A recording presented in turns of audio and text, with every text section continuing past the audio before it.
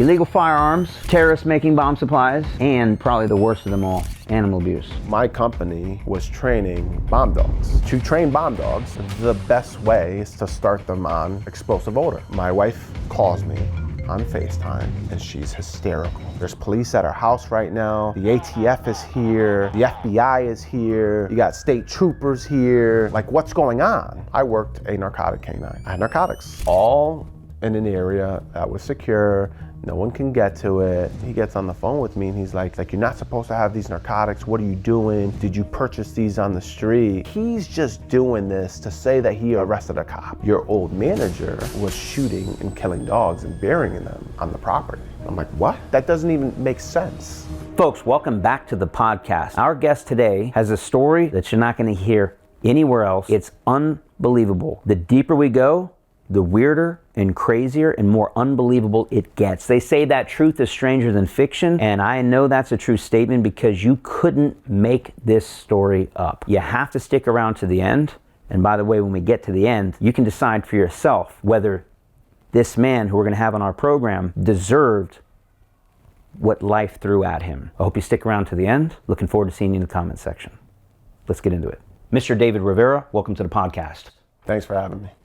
So this is a first for our show. First and foremost, I got to get out of the way that normally we have police officers on this show, military members, upstanding citizens, and this is very different because you're the first convicted felon that we've had on this show, convicted of some pretty heinous stuff. We're talking about possession of explosive materials. We're talking about animal abuse, something that you actually pled guilty to. And so I know there's going to be a lot of questions from, you can imagine, my audience wondering why I, as a professional dog trainer, actually training trainers to be professional dog trainers, my entire life and business is built about training dogs, why would I have a convicted animal abuser on our show? I know why you're here, and that's because we have a mutual friend in common, Mr. Justin Rigney, who is not only a friend, he's a colleague, he's one of our coaches, instructors, he is all dog, right? Yes. And he approached me and told me about you. And I will tell you, when he first told me, I'm like, I don't want to touch that with a 10-foot pole. Why? And I'm actually confused. Justin, why are you sticking up for this guy? This doesn't sound good. And he says, you have to listen to his story. And so here we are. We're going to listen to your story and basically let the audience decide what they think about the series of events that has brought you here today. And to recap, you, on all accounts, great in school, Air Force, 7 years, graduated basically top of your class, all kinds of honors and awards, go on to become a law enforcement officer in Connecticut, put in 11 years, and at some point get into canine and start your own dog training business, supplying dogs to law enforcement and the military, and somehow end up going to prison, away from your family, and you're actually still on parole. You had to contact your parole officer and ask for permission to travel here in order to be on this podcast. So this is awkward. I'll just put it out there. It's a little weird, but I'm here to ask the questions, and just wanted to set the tone that you're gonna have to prove to the audience and to me, like, I just have to hear the story because I think it's going to be a very big hurdle for you to overcome. Being a convicted animal abuser, even just being accused of that, is probably worse than being on the Epstein list. You know what I mean? At least in our occupation, what we do. So without further ado, I'm going to throw it to you, and I think we can just kind of get started. Like, how did you get into law enforcement? How did you get into canine? And then we're going to quickly get into the meat and potatoes of, like, how is it that you get arrested for this? How do you go to prison? How did this all come to be? And why? So sounds good. Thanks take for it away. having me. Yeah. So I the way I got into law enforcement, I went to the University of Connecticut, and I was a student at UConn, having the time of my life. I was actually registered as a nursing major. Wanted to go into the medical field, see how that went, and the plan was to hopefully later become a doctor. My first spring weekend, right, at UConn, spring weekends are huge, or they were huge. Lots of partying, lots of, fun going on. And I had just bought a brand new car that weekend. So working, going to school at the same time, trying to manage it all. So proud of myself at the time. My family's proud of me. I buy this brand new red Honda Civic, 2-door coupe, beautiful. Not an issue with it. And so the end of the night is starting to wrap up, and I'm parked at X lot, and anyone from UConn will know where X lot is. But I'm parked there, and two of my friends just so happened to see me, and they asked me for a ride up to Hilltop. And I understand why, because no one wants to walk up the hill. So I say absolutely. But both kids went to UConn as well, good friends of mine, and they get into my vehicle. Now UConn is well lit at night. Extremely well lit. They don't want any students getting hit by cars. So I'm driving, I start driving. I didn't notice that there was a UConn cop parked at a local bar across the street. Didn't think anything of it. So I take the right, another right, I start going up the hill, and I get pulled over. I didn't have my headlights on. It was a brand new car. Everything was well lit. Didn't even think about it. UConn cop comes up to me, starts asking me questions, where I'm going, where have I been, and ultimately determines that he wants to start asking me sobriety questions. Sure, why not? He asked me to repeat the alphabet after him. And so he asked me to do it from A to M. But with cars driving by, I'm still in my vehicle. I didn't hear whether or not he said M or N. So I asked him, I said it perfectly, but hey, listen, I couldn't hear you. Did you say M or N? Get out of the car. I get out of the car. He starts doing the horizontal nystagmus test, has me walk the line on a hill. And just going back and forth. He couldn't determine whether or not whether or not there was any horizontal nystagmus going on. At that time, he asked another UConn cop to check my eyes, and I made the mistake of chuckling because I thought it was ridiculous. Like, I know I'm not intoxicated, don't do drugs, but I chuckled. And at that point, I had a UConn police officer begin hitting me with the brim of his hat on my head, trying to provoke me, asking me what was so funny. No body cams at this time. This is 2006. So he starts to shine a flashlight in my eyes, directly in my eyes. Took 3 seconds and said, he's drunk, get him out of here. So I was 18 years old. My first real interaction with a law enforcement officer. He handcuffed me, put me in the back of their cruiser, and they transported me to the PD.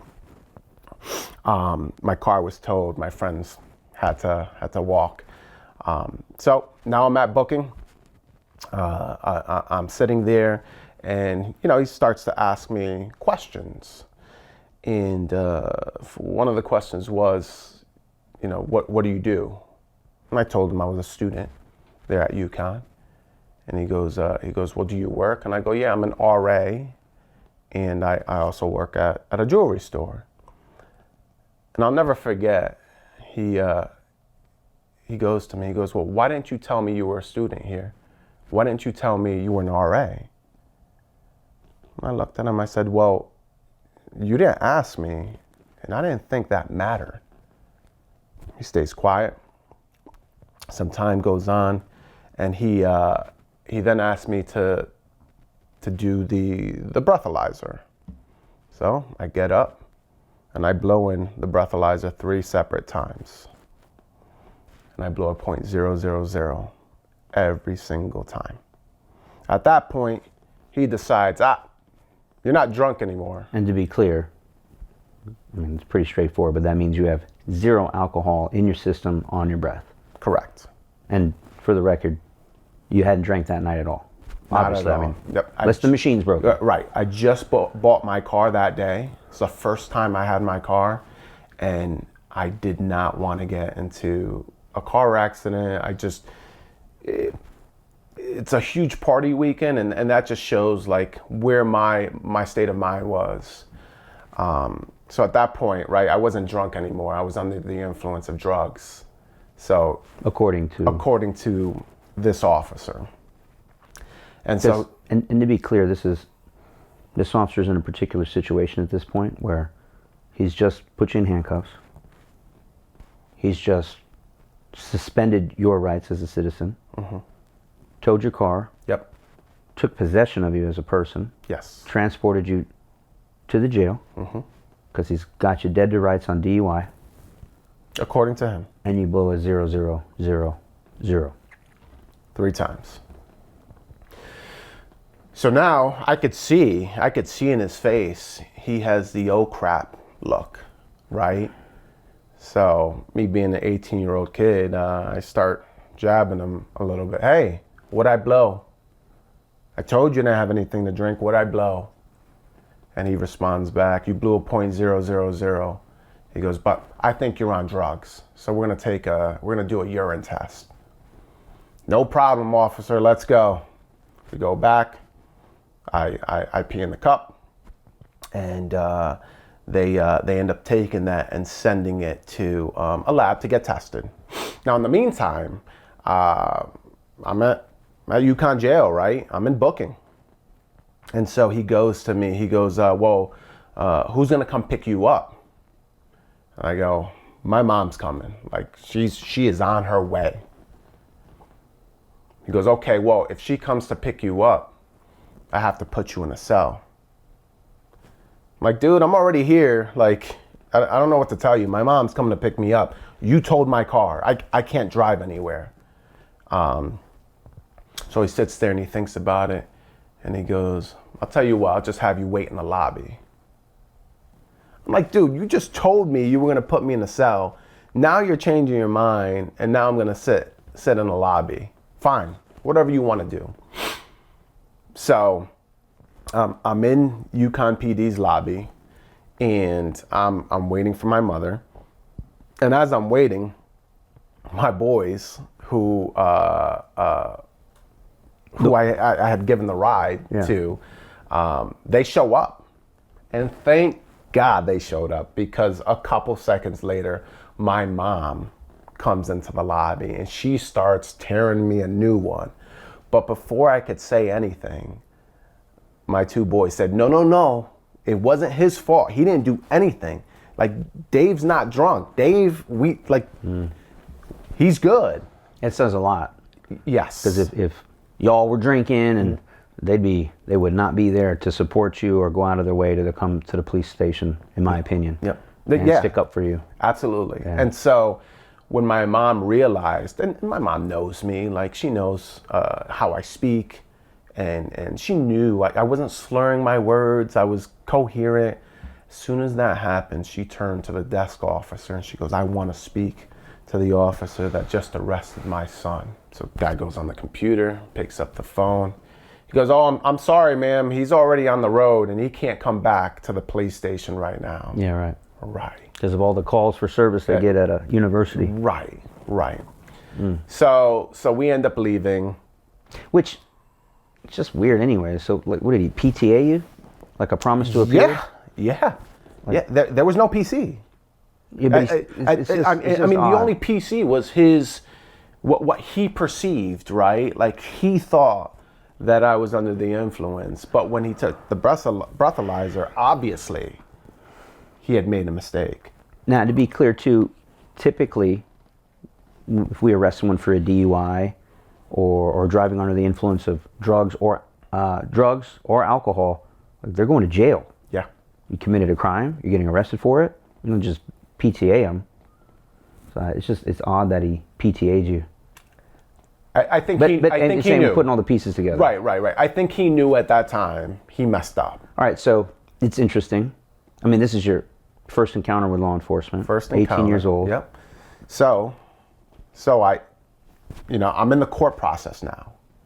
and I go to court, Rockville, one of the most difficult court systems in the state of Connecticut to deal with.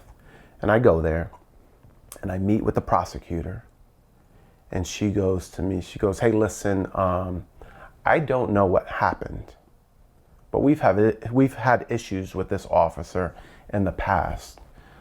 Can you explain, a little bit a little bit of the story to me?" And I told her. I said, this is very atypical too. It this ain't a is. defense attorney. This is the prosecution. This is the prosecution. And she goes, your friends. She goes, just out of curiosity, what were their skin color? I said, one was black and one was Hispanic. And she goes, oh, okay. She goes, hey, listen, we are dropping the entire case. We're gonna nolly it. No pros. Right, right. No, even the ticket he gave you for not having the headlights on. We're gonna dismiss it. We're dismissing it. Whatever happened with the urine sample? There was nothing in my system. Nothing. Zero. That's why she dismissed everything. And then she goes, hey, listen, you should probably go file a complaint against those officers. I kid you not. It's just, for the folks listening, like, prosecutors don't go out of their way to speak to defendants or provide any legal advice or help or... No. They didn't want nothing to do with this case. And I'm 18 years old at this time. Like, I know nothing about filing complaints against police departments. Never thought about it in my life, right? So I go back to UConn and I file my complaint, right? And hey, listen, this is what happened. They dismissed my case. And those officers were suspended without pay for a couple of days. And I determined, like, all right, like, that was enough. Like, I'm good. Which again, like, I'm gonna hit on that's atypical as well. Yeah. Normally those complaints, they don't go anywhere. Yeah. But they must have found some fault there. You don't just suspend an officer without pay, like, just because some kid comes in and files a complaint. They must have looked into it. And then again, what you're telling me, they arrest you. You pass the breathalyzer, you pass the urine sample. It's just to be clear, it's just a bad arrest. And again, if anyone's wondering, when you do the urine sample, there's not a chemist that's testing it there. So I bet you he was. I hope this urine sample comes back with something. He had a lot riding on that. Yep. And then some people might ask, like, look, if all of this is exactly as you say it, he should have done what's called an unarrest. But unarrests are very bad. To unarrest someone, that means you arrested someone without probable cause, you violated their rights, and you have to admit to that. Yep. I did 20 years in law enforcement. We did one unarrest, and I didn't do it. I was a supervisor, and I'm like, what did you do here?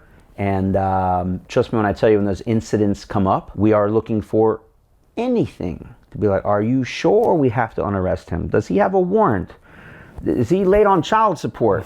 Did he spit on the sidewalk? Are you sure we have nothing? Did he jaywalk? Right, yeah. Right. Because unarrests look horrible. Yeah. Horrible. But when you have to do one, you have to do one. Right. And make the person whole.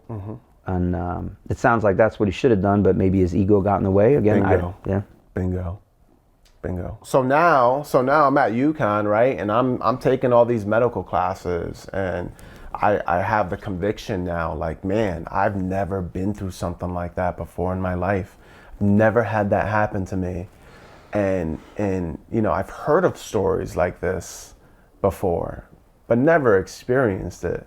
So at that time I was convicted, like, if I can't beat them, why not join them, right? Why not make a difference from the inside and be that officer to make a difference and just try my best to do so. It's interesting you chose to do that. Yeah. I don't think a lot of people get into law enforcement through that route.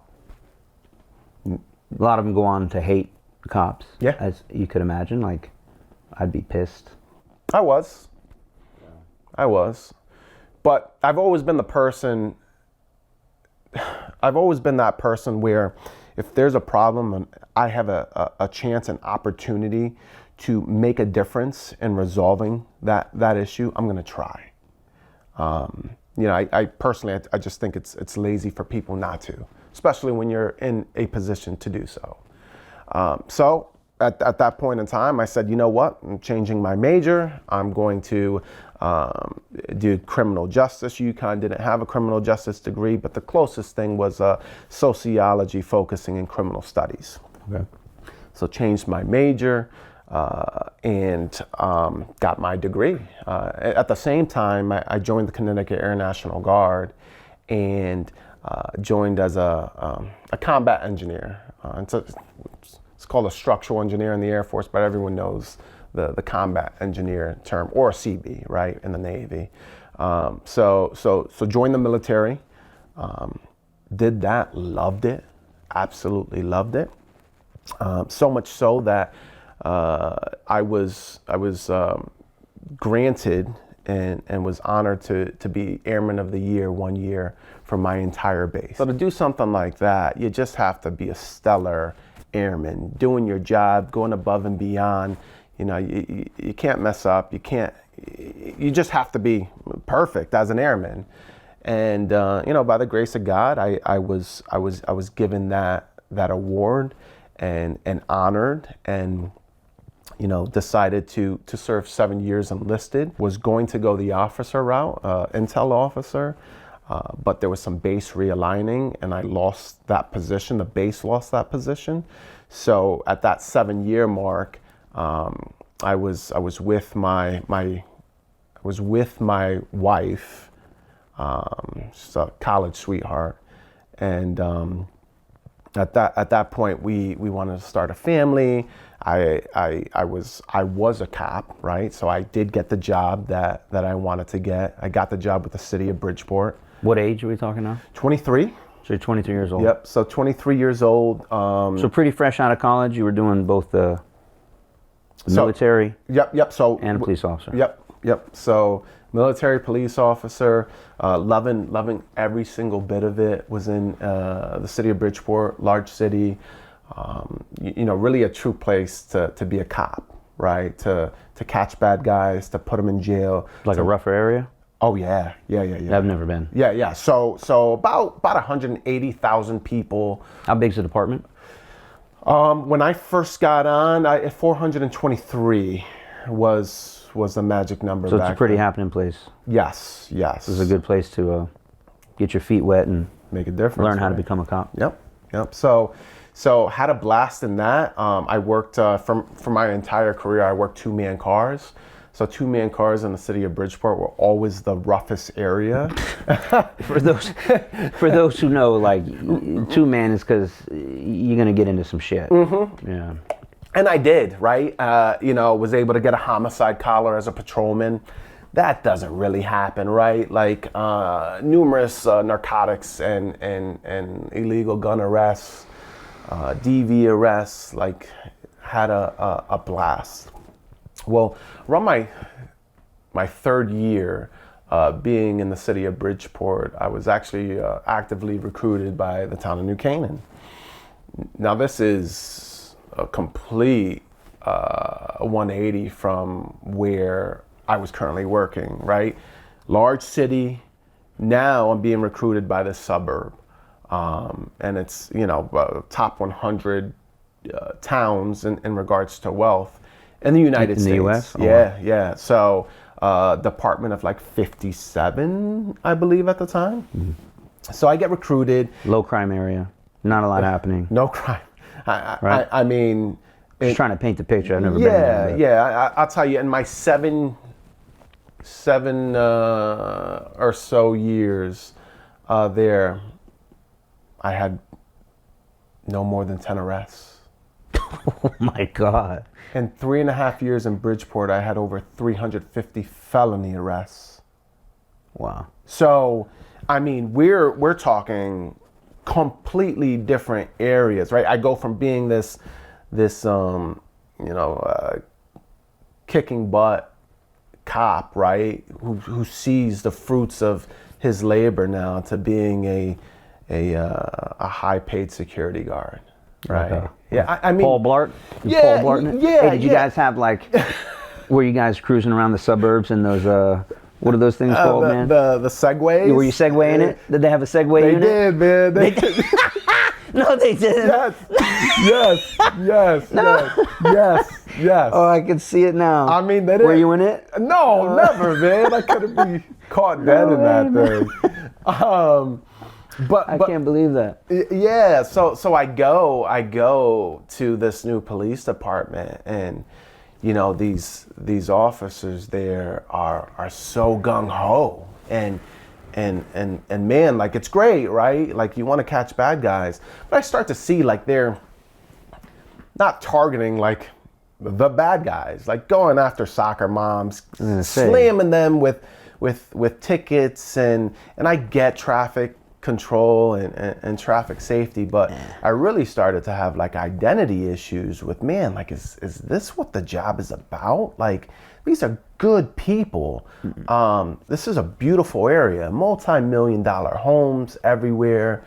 So I'm looking at myself and I'm like, man, like, I don't know if I made the right decision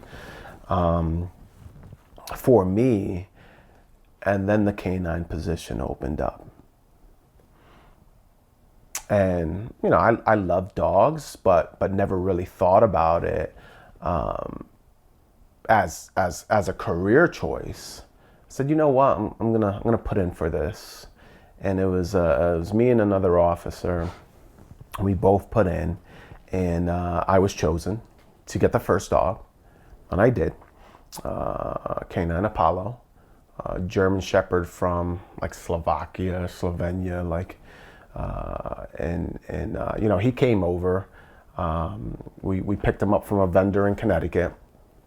He was sick as a dog, had to get him treated, but you know, we went through the Canine Academy, and the you know, I was bit by the bug, right? Like, I'm like, man, this is awesome. Like, I got this partner with me all day. We can cruise around, catch bad guys. I'm doing tracks for other towns. I'm finding drugs. I was gonna say that probably opened up a lot more doors for you, because not that you need to track down a soccer mom, but if you're the only dog in the area, maybe now you're getting your, you know, I'm getting that identity. You're getting your action right somewhere. Right, and that's exactly what happened. So now I'm like, man, okay, I'm back. Like, this is great. I'm getting called out. You know, Greenwich is having burglary suspects, home invasion suspects. I'm cruising. You're the man now. I'm the man, right? I'm on midnights. Okay. I'm trying to catch bad guys. I'm loving it again, right?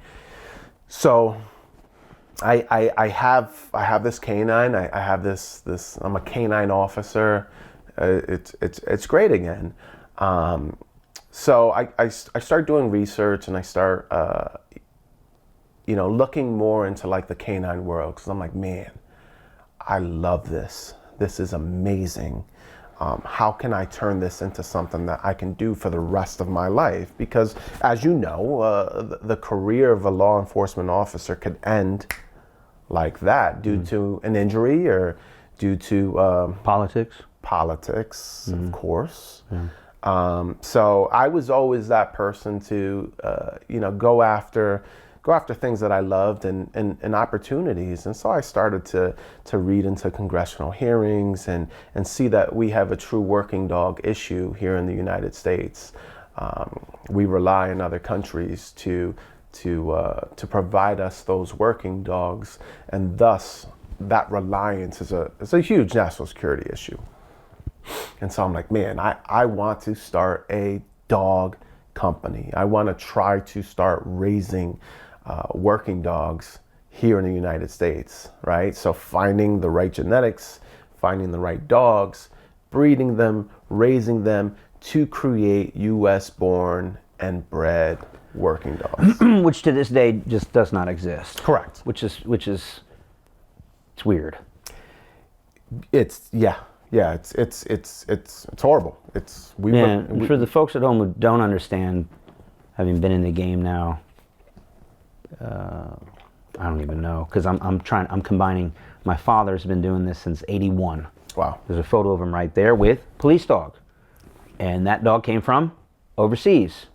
So since at least the '80s, '90s, 2000s, 2010, to this day, we still get our dogs from overseas. Yeah. Yeah. Yeah. No one's been able to Crack the code. Yeah. Yeah, for lack of a better word. And there's plenty of vendors here, to be clear. Like, yeah, I know you know this. It's for the folks at home. Agencies don't typically go overseas to buy the dogs, but there's importers, vendors.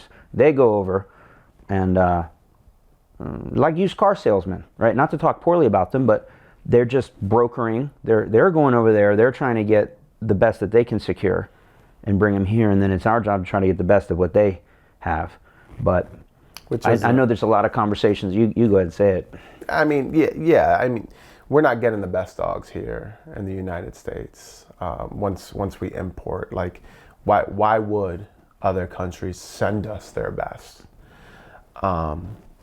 So I begin this company, Black Rock Canines, and started it out of my house, and it grew and grew to the point where I was able to purchase a property, and I found out my first year why it's extremely difficult to raise working dogs here in the United States. There's so many different variables and so many things that can happen to the puppies that precludes them from being a good working dog. Now, obviously, there's these dogs can be great pets. They can be service dogs, but the whole purpose of the business was to create great working dogs.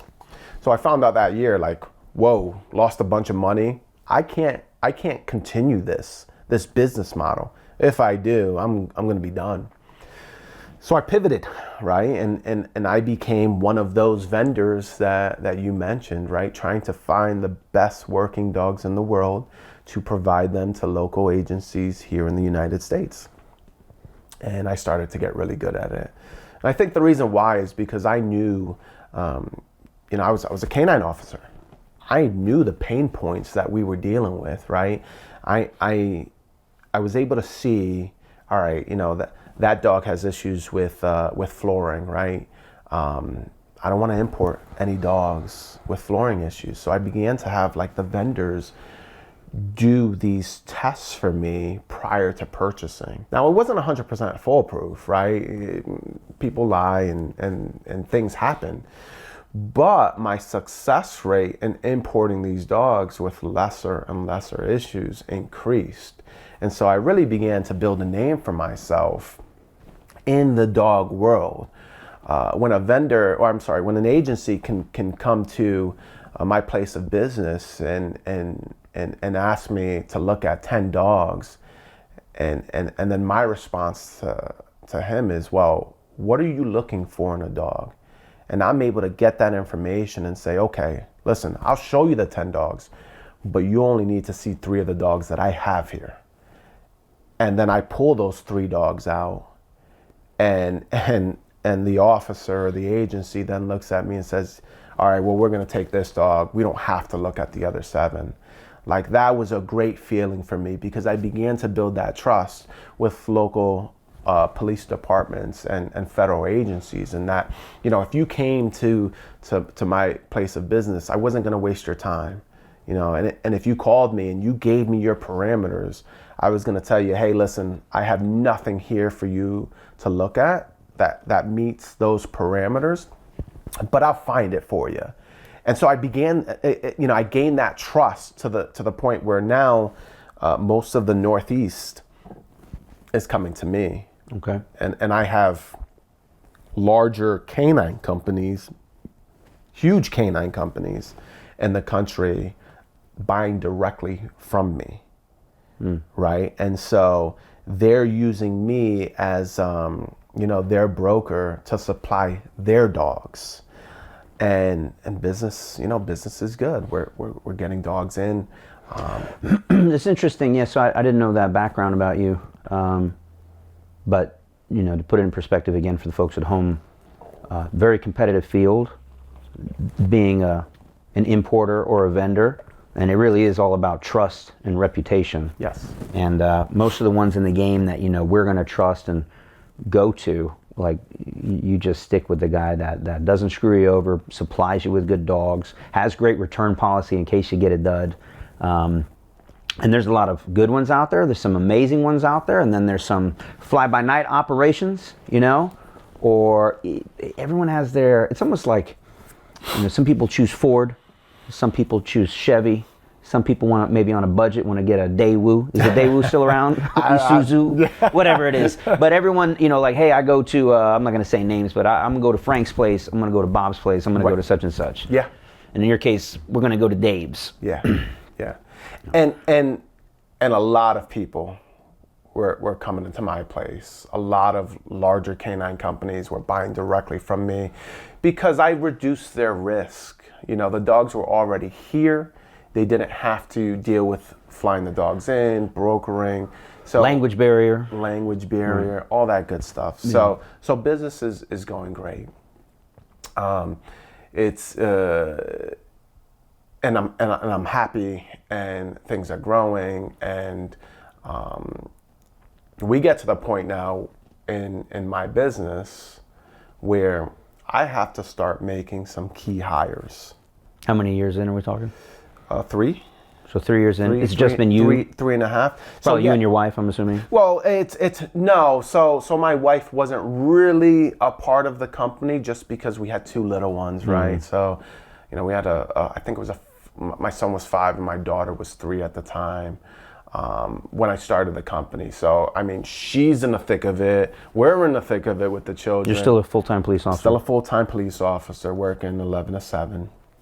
At night. Starting a business from scratch. Starting a business, figuring everything out, and, you know, going up to my business property for a couple hours every single day, finding time to sleep, meeting with customers, contacting agencies, like, you know, trying to do both. And I did for a couple years, right? Like, made it happen, but I finally got to the point where I just couldn't do it anymore. And if I was going to grow this company and provide working dogs to the country to keep this country safe, I had to grow and I had to start hiring. So the end of 2021, I made the decision to start doing that. And 2021 was our best year. And so I start looking for key players to hire, and just to back up. At this time, it's me. I have a director of operations who's handling all of the operations on the farm. You know, I'm going there to supervise and make sure everything is going done, but this key player is handling 95% of the work. The training, the feeding, the caring. Right, and we had kennel techs as well. Okay. And assistant trainers, right? So we had 2 to 3 other assistant trainers. So handling at any time, you know, we would have, you know, 25 to 35 dogs on property. Okay. And so, you know, for the audience, you know, it sounds like a lot of dogs in a kennel, but to provide 25 to 35. Yeah. No, that's typical. Okay. Okay. Yeah. Okay. I wouldn't want to come to a vendor if he didn't have. I don't want to come look at one dog. Yeah. Right. And so, sometimes we're buying 5 or 7. Sometimes we buy them in a batch. Yeah. And if you have 5 or 7, there's no way all 5 or 7 are good.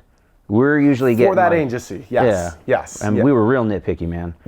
So we needed a deep Rolodex to look at. Yeah. We want to. Yeah. And there's kennels. You know, there's vendors in the country right now that have kennels with 50 to 80 dogs, right? Because they're supplying not only local agencies, but Custom Border Patrol, FBI, CIA. Every 3-letter agency has dogs. That's where they're getting their dogs from. That's where they're getting their dogs from. And plus there's a lot of civilians even too that want a protection dog or something. So it's the industry, right? Right. And that's not even to mention the military, who buys hundreds of dogs every single year. So at any time, you know, we would have 25, 30, 35 dogs on property, and it varied due to the season, right? I would have more dogs in when I knew classes were going to go on and officers were going to be buying dogs. Or you don't want to sit on inventory. We don't need the dogs just sitting in there for no reason. Right, because it's bad for the dogs. It's bad for the dogs to just sit there So, we really try to find homes for the dogs as soon as possible, because the faster we can do that, the faster the dog is is not in a kennel environment. So, business 2021, business is great. We're having a blast. I'm having a blast, but I'm burning out. So, I need to start making some key hires, just like in any business. So I start to look for a COO and a new director of operations, because the gentleman I had at this time was doing a good job, but wasn't at the level that I needed a new director of ops at. And so the beginning of 2022, I make these hires. I start to really put my trust in other people, which was difficult for me at the time, but I was so relieved to have help, because at this time I'm doing payroll, I'm handling customer interactions, I'm doing contracts for the federal government, filling out all this paperwork, making sure we're compliant with everything. So it was a lot. So I end up getting, I end up having an individual who worked for Delta Force, training those dogs in that program. He came up to take a look at dogs. And so I understand better too. He was a civilian that was contracted to Delta Force, or Correct. he was an actual operator? No, he was a civilian. He was a prior canine officer. Okay. Who was hired as a civilian. Like he retired from law enforcement or whatever? Yes. And gets contracted by DOD? Correct. To assist with training dogs for them. Which is very common, right? Still happening to this day. Still happens. Because the turnover in the military, whatever they have found, proud to say, even top tier units like Yes. Delta, SEAL Team 6, they all are always looking for canine handlers who have 20, 25 years of experience. So Right. Proud to say, yeah, that's pretty cool. I think that's cool that we're able to help those boys out. Yeah. Anyhow, so you got one of those guys. So I got one of those guys, and he is. How much time did he spend? I don't know, as a canine handler, or and then helping the Delta guys out. Yeah. So he was like, and don't quote me on this, but he did like 25 as like Officer slash handler. Right. Trainer. In Massachusetts. Yep. And then got the job with those guys up there, and did that for years. In that position, he got to the point where his body couldn't really do it anymore, and made the decision to leave. And that's when he contacted me. We started to have conversations, and on the business standpoint. So he reached out to you? Yeah. Okay. Yeah, he came to me. So he comes to the property. We meet. We talk. I'm sure you're impressed with his credentials. Very impressed. Like, I mean, It opens up a lot of contacts, I'm sure. yes, yes. So now me as this business owner, I'm like, man, like this guy's gonna help to propel our business even more. Okay. And I end up hiring a COO, and he starts to take. That's what you hired him as? No. I hire him as the director of. Underneath the COO. Correct. Okay. Correct. And so hire the COO, hire the director. Everything is going good. They're getting to the point where they're like, hey, Dave, you don't even have to show up here anymore at the farm. Like, obviously, it's your business, but we want you out of the day-to-day operations, because we want you to take care of contracts, make more contacts, get more business. Let's start growing this baby. We'll handle the dogs, we'll handle the training. Nope. And I did it. Right, but they'll do that, I'm saying. They're doing that, right? So we hire more kennel staff. Yeah. And at this time, we start doing some cleaning house. So my previous director of ops. You outgrew him. We outgrew him, right? And he starts acting differently, and we start noticing the behavior change. And so we had a trip to Custom Border Patrol where we send, we send anywhere between 7 to 10 dogs from Connecticut to El Paso, Texas, right? Long trip. Yeah.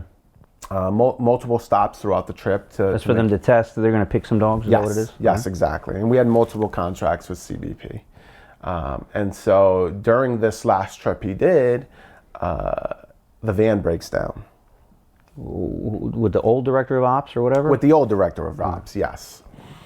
And so now I have the old director of ops driving to Texas. My new director of ops is in Connecticut with my COO, and I have 10 dogs on this van, and we have to get to El Paso because testing is in a day and a half. Oh, okay. Right. So I have to get another van. We have to load the dogs up. He had to load the dogs up, and he ends up taking the dogs to El Paso. At this time, though, I'm trying to figure out what happened to my van. My van's fairly new. The guys that picked up my van, end up doing their diagnostic and finds that instead of putting diesel in my diesel ProMaster, someone put gas in it. Okay. Right. And he's driven this van numerous times for the last couple years. All right. Right. So, Was it like malicious? I don't know. Right. All right. I don't know. There was no real explanation that was given to me about I'm just making an assumption here. Maybe he sees this new guy come in and he's feeling the pressure or feels he's going to get ousted. I don't know. I'm just making an assumption. But. Yeah, maybe. Because you technically have 2 directors of ops now? No. So you downgraded him? He gets downgraded to just, trainer. So same pay, same everything, but I got you. less responsibility. And most people would be like, this is great. But so this happens, that issue cost me $5,000 to fix everything. Dogs get selected in El Paso, that's great. But he comes back, okay, don't worry about it. Let's not have this happen again. The green one. Right. The green one. the green one. Is it colorblind? There's a green cap on it. It's green. Yeah. It's black. Yeah. Right. So. I'd be pissed. I was. $5,000 is $5,000. So he comes back and we start to notice that previous clients that we've had that, want tune-ups and these are pet dogs. Right, so we had a pet dog training section of the company as well. Mm-hmm. So these previous clients just start canceling their appointments with us. And my COO puts it together and starts making phone calls to these previous clients and finds that he's taking them under the table. Behind your back action. Behind my back. And we had a strict, you just can't do that. You can't do that, right? So at that point, that was enough for me to make the decision that I had to terminate him. And it was tough because he was really with me since the beginning, right? Like he helped grow the company. Feel a little betrayal there? Absolutely, yeah. Absolutely. So I end up terminating him for that. And so this is about 2.5 months before my arrest. Okay. So fairly close. And so at the same time, I have another female employee. And after I fired my manager, my my director, my old director of ops, right? Mr. Diesel. Yes, yes, Mr. Diesel. After I fire him, this young female employee really starts acting out and really starts to become insubordinate, just lacking in doing her job. She's making comments, And so it got. What is she, a trainer? What is she? She was an assistant trainer, kennel tech. Gotcha. All right, learning. And so she starts acting out. And if you don't mind, paint the picture. Like, she's how old? 18 years old. Been with you how long? Year and a half, 2 years, approaching 2 years. Okay. So knew the ropes, like knew how we operated. But she was like 16 when you hired her, or no? I want to say she like maybe just turned 17. Just a kid. I got you. A kid, right? Well, we've had a few, man, great kennel techs, hardworking, come out of high school or after high school, come over and pick up, yeah. And it's, you know, it was great. Great job for a kid that age. And you see the passion in them, right? They love it, and I love to see that they love it, that she loved it. And so I start to see this, once he left, I start to see this total change in her. And I'm like, man, like this is just ugly. Tried to have conversations with her, get her back on the right track. Well, that didn't work. And so I had to let her go. Okay. And you know, this is the tough part. Like, she had disclosed to me that she had some mental health issues. At what point is this? When you're having these conversations about having to let her go? Right. Hey, listen, I haven't been, you know, my medicine, you know, I'm trying to figure out my medicine, and so like I kept on giving her chance after chance after chance, hoping that, you know, things would get better. Turns out that there were other underlying things that I didn't know about at the time that were assisting with her insubordination. We'll get to that. So I ultimately make the decision to terminate her as well. So now, at this point in time, it's late February. We've cut some people from the team. Everything is operating like a well-oiled machine. I mean, dogs are coming in, they're getting trained. We're prepping dogs for CBP. And you know, like the dogs that we imported were mostly pre-ordered, right? Like, these are contracts that we have. We know where these dogs are gonna go. We're prepping these dogs to you know, to pass these tests. So everything is going great. Business is going great until my new director of ops finds out that there is an increase of payroll now, right? Like, the 2 employees that I fired, now there's $80,000 a year. A year, right? Okay. $90,000 a year. That's unaccounted for now. Or back in the. It's back in the pot, right? Okay, sure. So this guy decides that he's going to ask me for a pay raise, right? So he's making $75,000 a year. How long's he been on with you now? A month and a half. Okay, it's pretty ambitious. Month and a half, 2 months max. Mm-hmm. So what kind of pay raise are we talking about? He wanted to go to 125. That's a jump. So from 75,000 to 125,000. Now, granted, we had this conversation before he came on, right? Like, I told him, hey, listen, come on. This is what I can pay you right now.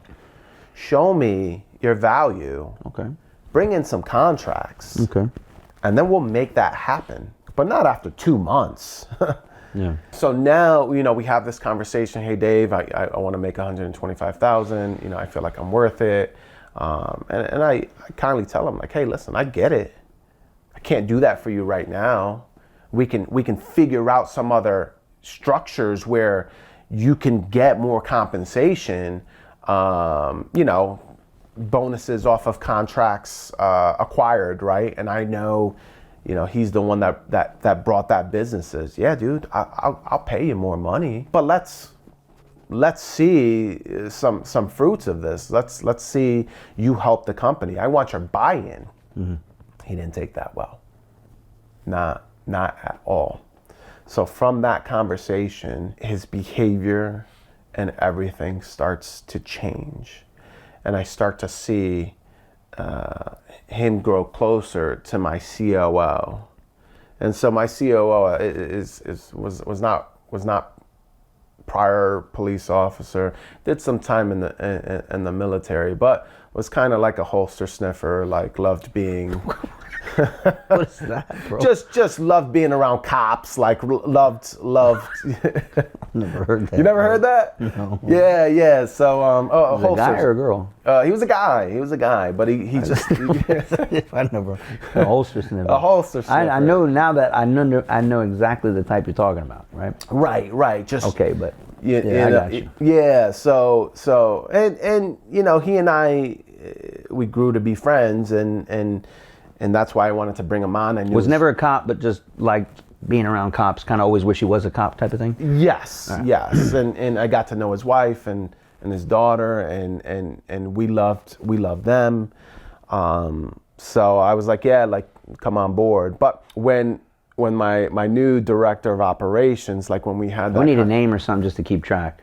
Like, let's I'm trying to keep names out of this, of course, but let's call him Adam. okay, so Adam, So Adam, the former trainer of Delta Force dogs. yeah. So that's Adam, right? And then we have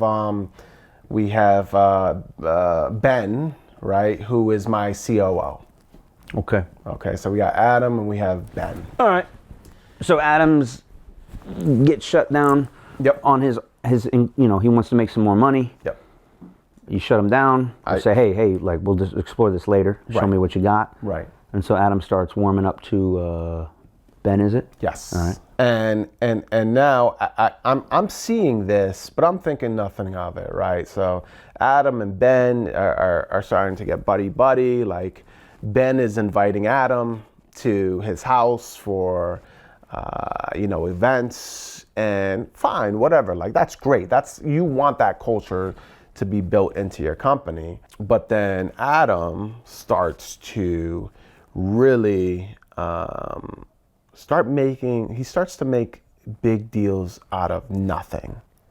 And he starts having these like micro blow-ups.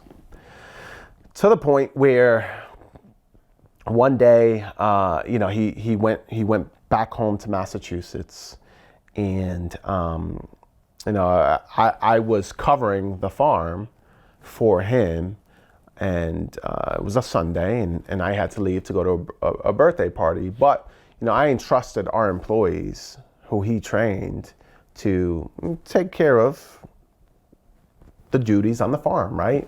Do their job. Do their job, exactly. And so Monday comes along, and Adam comes back, and he calls me 7:00 in the morning, complaining about the condition of some of the kennels, like some of the dogs soiled, pooped Overnight or whatever. Overnight, right? And he's like, well, these dogs never do that. Like they weren't let out long enough, and he's complaining to me about all these issues. And so I listen to him, and I finally turn around and I say, Adam, this from what you're telling me, like this is an issue. This is unacceptable. But there's only two reasons why this happened. Either our employees just said, screw it, we're not doing the job today, and we're not going to take care of these things, or they weren't trained or need retraining. Those are the only two things that I could think of happened. And honestly, Adam, none of those are acceptable for me. So we got to fix this. Well, when you're talking to a true narcissist and you tell them something like that, I didn't know this at the time. Never truly dealt with a true narcissist. I mean, he blew up. Folks, we're getting ready to take a break, but before we do, please do us a favor, hit the like, share, subscribe button right now, and we'll be right back. This podcast is sponsored by DIYcanine.com, where we help you train your dog from zero to hero. We'll see you in the courses. Are you saying it's my fault? I can't believe you. This, that, and the other. nowhere in what I said to him pointed a finger at him. So he gets upset, and we're talking about a 50-some-odd-year-old man. He gets upset, and from the stories of my employees who were there at the farm that day, he grabs his stuff, goes in his car, and burns out in the gravel of the property and takes off. This is a Monday. Over some dirty kennels. Mind you, which is unacceptable. We're trying to run a top-notch operation, I'm assuming. Yeah. But again, I want to recap it. He's the director of operations. He has subordinates under him. It was their job to do the work. They didn't do the work, and he's bitching to you about them not doing the work. Correct. Which is like, thank you for making me aware of it, but I would say, what are you going to do about it? Not you. Right. Mr. Adam. Most people would think that. So he burns out. There's gravel everywhere. He takes off. This is a Monday. This is about three and a half weeks before April 28th. And what's April 28th? Doomsday? Right. Oh, that's the day I was arrested.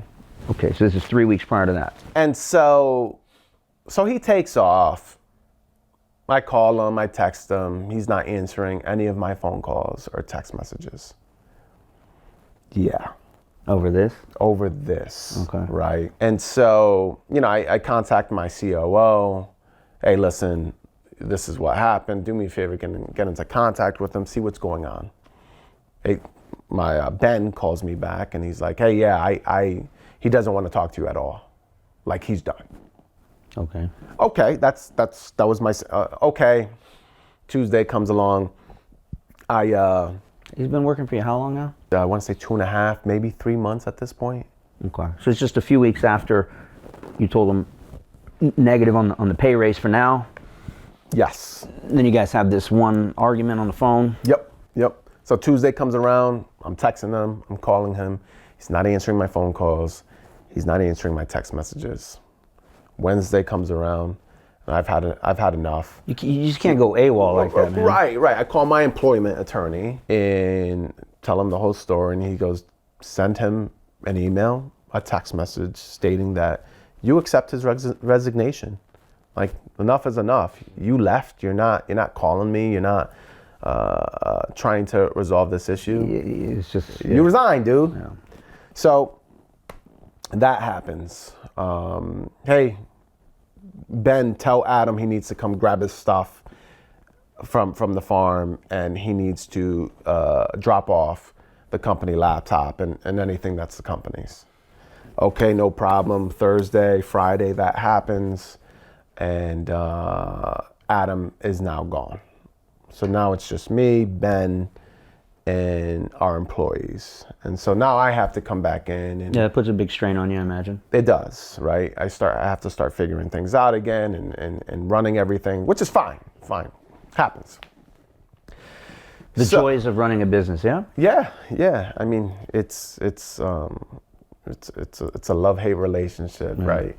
But looking back at it now, I think it was all orchestrated because Adam thought that by leaving the way he did, I was going to come back. You were going to panic or something? I was going to panic, and I was going to say, okay, whatever you want. Right, I'll pay you the $125,000 that you want.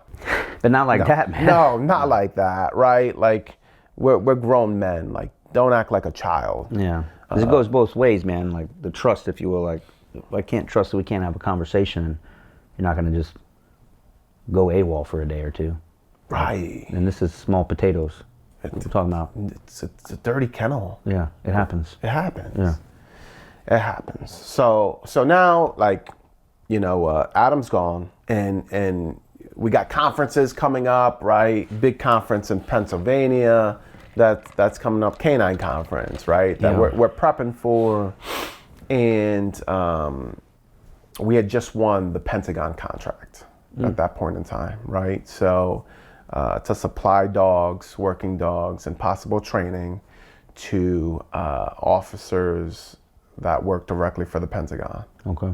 Freaking cool, man. Yeah. Like security dogs for the Pentagon itself, or like some secret squirrel stuff?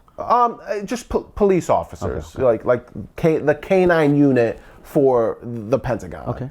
Still pretty cool though. It's cool, man. Like for me, my life has been about service. So now that I'm getting out of being a police officer at this time, I was. Because your company's growing. My company's growing. I got to leave. I ended up injuring my left shoulder and left wrist, which put me to the point where I could medically retire. Okay. I'm starting to transition out. So now some big contracts coming in. Oh yeah, big contracts. But like I'm able to continue that service, right? And protect America by providing these awesome dogs to local agencies, to the feds. Like I loved it. Still love it. But so now, like, Adam is gone. Everything is still moving, right? We're still selling dogs, we're still training. The well-oiled machine is still there. Unbeknownst to me at this time, Adam has great connections in multiple three-letter agencies, to include ATF. So my company was training bomb dogs. We were training bomb dogs for local police departments. And to train bomb dogs, the best way is to start them on real odor, explosive odor. So I'm growing my company. I'm asking questions of other law enforcement officers about how to obtain the explosive odor. And they all come back and they say, yeah, Dave, you're training bomb dogs. You're exempt. Like, you're good. And the ATF doesn't require police departments and police officers to have an ATF license. Because once again, you're training bomb dogs to protect this country. Little did I know that although the ATF didn't require it, the state of Connecticut required a license to be able to possess the explosives. And we're not talking about, roomfuls of explosives. We're talking about less than 5 pounds of high explosive odor, which could fit in your hand. And, a couple pounds of gunpowder, smokeless, nothing crazy. And at the same time, Adam is going around and trying to figure out, and this is, my opinion, of course, how to get back at me. So when Adam came up to Connecticut, he brought his firearms with him. An assault rifle, a shotgun, and a lower. And he asked me. To be clear too, I'm kind of a gun nut. You say assault rifle. Just an AR-15? Just an like a civilian grade AR-15 that you could buy at Bass Pro? Correct. And I say that because in the state of Connecticut, like, they're all classified as assault rifles. Connecticut's like super liberal or what? Yes. Okay. Yes. So he brings them up and his personally owned shotgun? His personally owned weapons. Personally owned AR-15? Yes. And a lower, which is half of a AR-15. Correct. So he's coming up. Now, Adam doesn't have a place to live at this point. Like, he's going to be, I'm putting him up in a hotel, and we're in the process of trying to get him a camper. We're going back a little bit. This is a few months prior when you're hiring him. Correct. This is in January now. Okay. Like, this is he's coming up from. You've just hired him. He didn't have a place to live. Yep. Which, I don't know, I felt like there's some warning signs there, no? Like. Yeah, maybe. I mean, I think he was trying to, his family was in Massachusetts, okay. So he was trying to figure out, like, where's how to move to you and all that. All right, I get it. Correct. Like, where's a good middle ground? All right. So he asked if he could store his firearms in my home for safekeeping, because he didn't want to just continue driving around with them in his vehicle or in a hotel room, right? And, I live in a great neighborhood. I have a safe. Sure, why not? Connecticut state law states that law enforcement officers are completely exempt from illegal possession of an assault rifle. Which at this point in time, You're still a police officer. Still a police officer. Do you own your own AR-15 at this point? Yeah. I had a couple in my home. Yes. Right. So, so during this time. So you're going to do him the favor. I'm doing him the favor. Yeah, you can bring your gun. I'll hold on to it until you right. find the house you're going to live in and whatever. Yep. And according to other legal opinions in the state, that's perfectly fine because there's no transfer being made. You didn't buy it from him. Right. He's not giving me his guns to keep. I am simply storing. It's like if we go hunting and I go to your house and I leave my weapons in your home, but we end up going to dinner. They're not in Connecticut. Right. Okay. Right. So now, his firearms are in my house. This all happens. He ends up leaving. I totally forget that his firearms are in my home. It's been a few months since he's moved. He came there. Right. They've just been sitting in your safe for 2-3 months. You forgot about him. Correct. That's Exactly. Exactly. Right. So he leaves.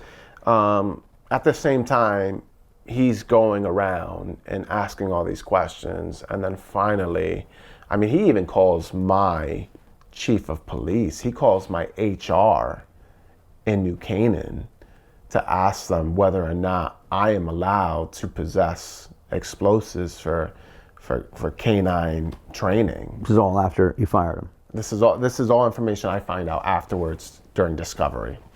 He's a busy bee, man. Busy bee. I find out also later that he did this before in his agency. Oh yeah? Yes. And put another officer away, and that officer went to prison as well. Yes. Wow. Yes. This is all after the fact. So you're running your business. You just fired this guy. He's acting like a baby. He's going behind your back, making phone calls and coming up with ways to screw you over, it seems, yeah? Yes. And then to get back to the explosives part, I understand the AR-15 situation. Like, I don't know, bro, it's America. I thought you could just have an AR-15 in your house. And you can gift guns. And I'm from Florida, man. You can meet in a parking lot and sell a gun. Yeah. No issue. No paperwork required. Not in Connecticut. Yeah. Anyhow, but the explosives part, for those that are wondering, like, every canine unit, I believe in the whole nation basically, that has explosive ordnance detection dogs, bomb dogs, like you use either pseudo and or they all have a little safe where you keep small samples of things like C4 or TNT, smokeless powder, which is legal. You can get that anywhere. Some of them are restricted items. You can't just go to like your grocery store and pick it up. Some of it you actually can. You just go to Bass Pro and pick up some of these things. But you use them as training aids. Meaning, because again, I don't know who's watching this, but I'm trying to put it in perspective. You weren't building bombs. No. You were taking small, minute quantities of this and putting it into a training scenario. So it's hiding it in a locker, putting it in a vehicle in the trunk of a car, bringing a dog or dogs out, sweeping it so the dog can practice and get reps in locating the source of the odor and getting paid with a tennis ball or whatever their cup of tea is.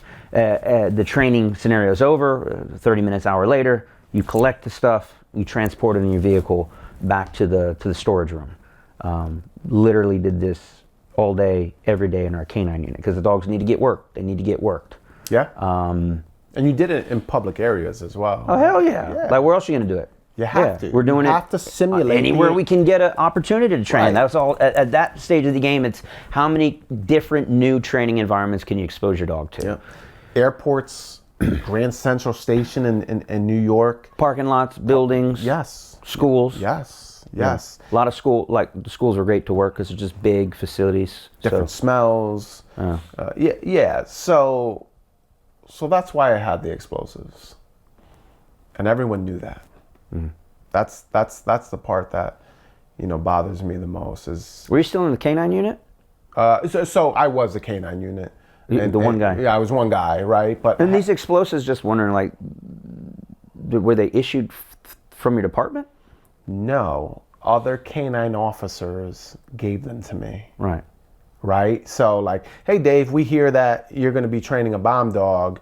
Do you need some explosive order? Here's Yeah, here goes this, here goes this. Hey, listen, if you want to train on larger amounts, just let us know. You can come up. You know, you can.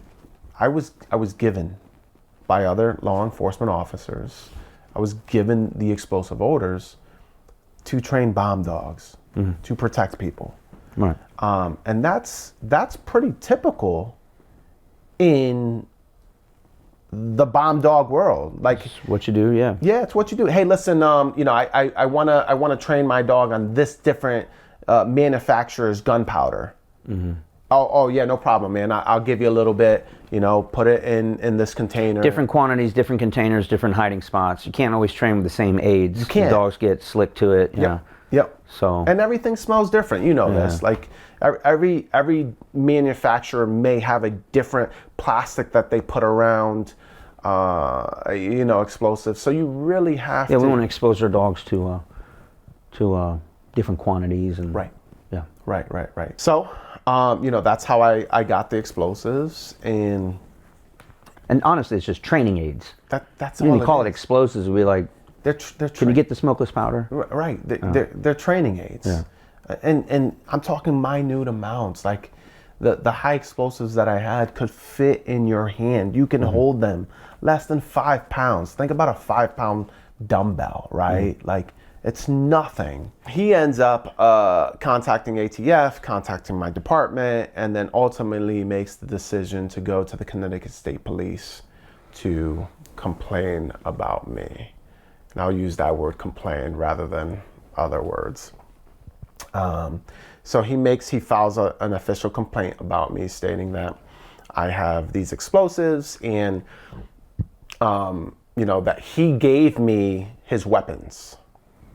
Now, I was able to see through discovery, like his interview, and it's the state trooper that interviewed him started to like poke back, and he's like, well, if you gave him your guns, why didn't you just ask for them back? And then you see Adam just kind of like pause, and the video ends. Right.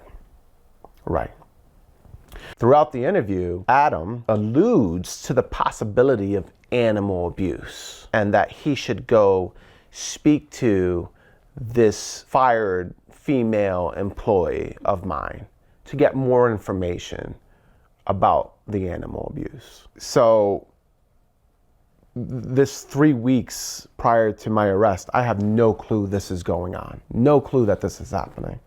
Operating my business, in the process of medically retiring, like trying to get that stuff done, just living my life. And you look at like the course of how everything happened, and you know, you could just tell that things were done purposely. And so I'm on my way to a major conference in Pennsylvania, and I'm driving there, and my COO, Ben, is sitting right next to me, and my wife calls me on FaceTime, and I pick up the phone, and she's hysterical. You know, hon, what's going on? There's police at our house right now. The ATF is here. The FBI is here. You got state troopers here. You know, everybody's here, and they're at the business as well. Like what's going on? And so I'm like, you know, I immediately look over to my COO, because we were having a conversation just a couple minutes before that about me getting Adam his firearms back and him assisting me with that. And you know, my wife is freaking out, and you know, there's a Stratford detective that finally gets on the phone, and he's like, hey, listen, you know, we're serving the search warrant. You know, we're here looking for items, and you know, I tell him, hey, listen, I'm gonna make this really easy for you. I think the items that you're looking for are gonna be downstairs in my basement, in a safe. and, in my garage. The firearms we're talking about? The firearms and the explosives. And the only reason why I knew that is because my COO had just alluded to that a half hour before this all goes Alluded down. to what? Hey, listen, we have to get the license for the explosives, right? We were having that conversation. Let's talk about that for a second. We just apply for it and Yeah, you just apply. So I was under the impression, right, because of what I saw, no other law enforcement agencies that I knew of, no other police officers in the state of Connecticut had the certificate that the state said that I needed. I was still a law enforcement officer. As a law enforcement officer, you were riding on that. Right, But I guess exactly. Now you're transitioning, saying, hey, I'm about to retire. So hey, let's get this document that I'm going to need. Yes. You were a day late and a dollar short on that one, huh? I was. And so I let this detective know. And this is how much like these guys just didn't know what was going on. This detective just didn't know anything about canine, didn't know anything. So I also had in my home, in little safes, right? I had narcotics. I worked a narcotic canine. I had narcotics. I had heroin, marijuana, PCP, all in an area that was secure. No one can get to it. So he gets on the phone with me and he's like, you're not supposed to have these narcotics. What are you doing? Did you purchase these on the street? oh yeah, this is what I'm dealing with now. Like this detective that just has no clue. Like he's just doing this to say that he arrested a cop, right? So I finally stop him. I'm like, time out, dude. I'm like, those were issued to me by my PD. I have that paperwork. Like, what are you talking about? And so once he realized, like, he sounded like a jerk, sounded stupid, he switched his whole tune again. And he's like, well, you needed a certificate for the explosives. And I'm like, whoa, time out, man. Like, that's not what I was told. Look at everyone else. No one else has a certificate. Like, I've spoke to lieutenants and canine units and large canine units. We're talking 10 dogs. None of them have the certificate, the state certificate. None. So that's an important fact that will come up later on. So no one had the certificate. And so I'm like, listen, if I'm mistaken, I'm sorry, I apologize. But you guys know this is to train bomb dogs. We're not doing anything nefarious with these explosives. So, they secure all that. They make this huge thing out of it.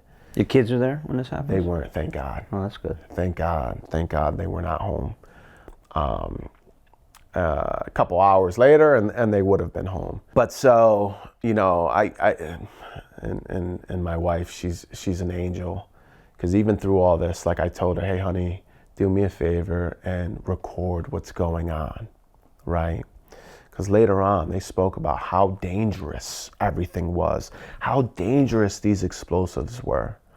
We have state police bomb squad, ATF officers there, who took all the explosives that I had in my home, laid them out on my garage floor to take pictures of everything.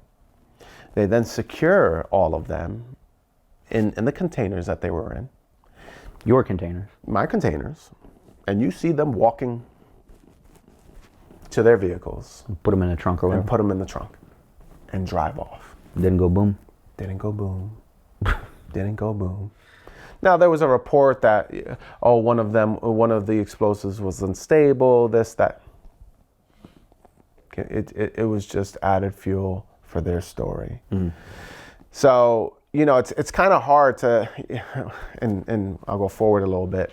It's kind of hard for the prosecution to say how dangerous this was when these explosive technicians took everything out of the case, They didn't take everything, put it, encapsulated it into this device, and then drove off to With the a robot. beach with a robot, right? Blow it up or right. discarded it. Yeah. Right. None of that happened. They simply took everything out. Oh, yep.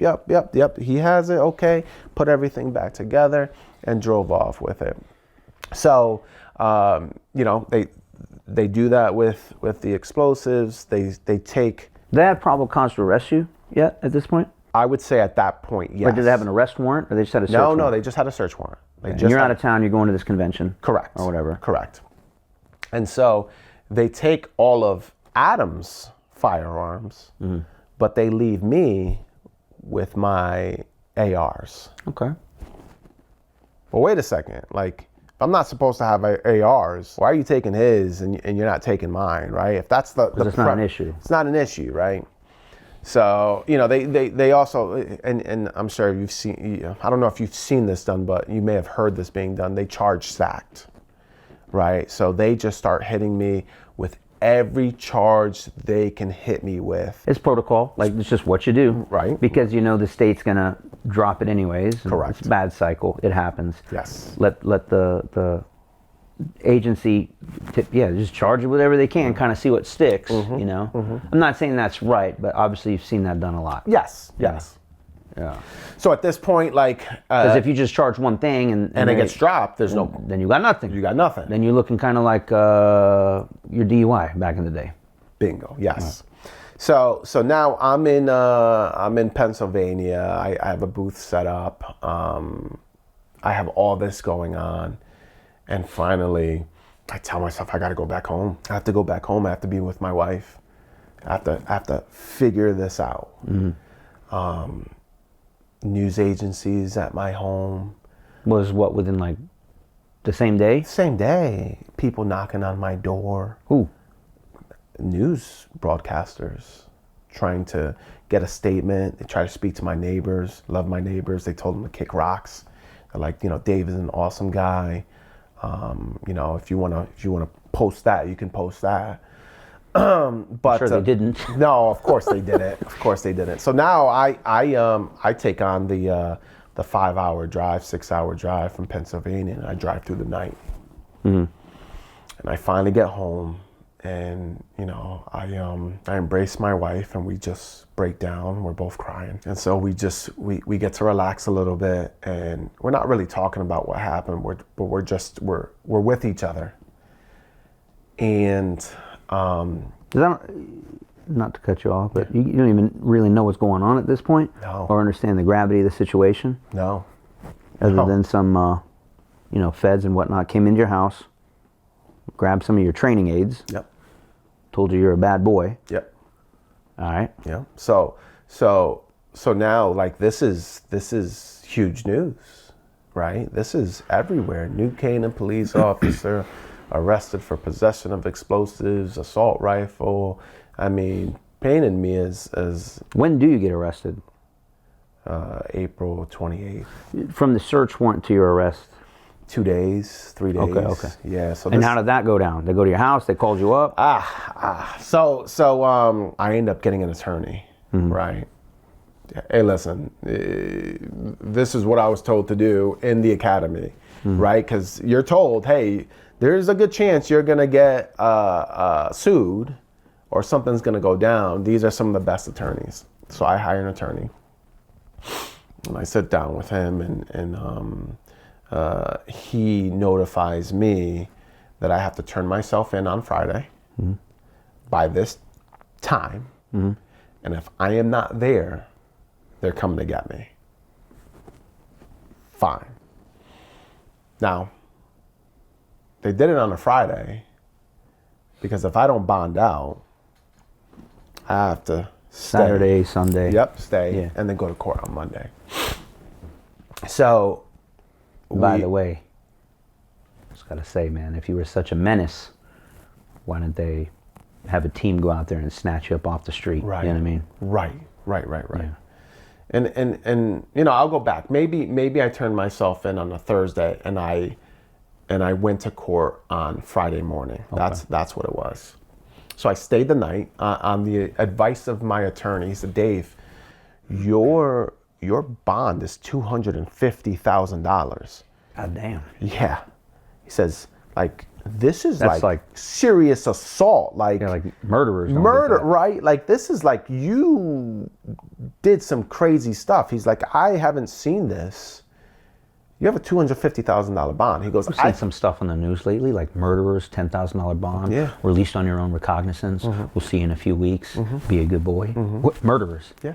You got a $250,000 bond. $250,000 What bond. were the initial charges?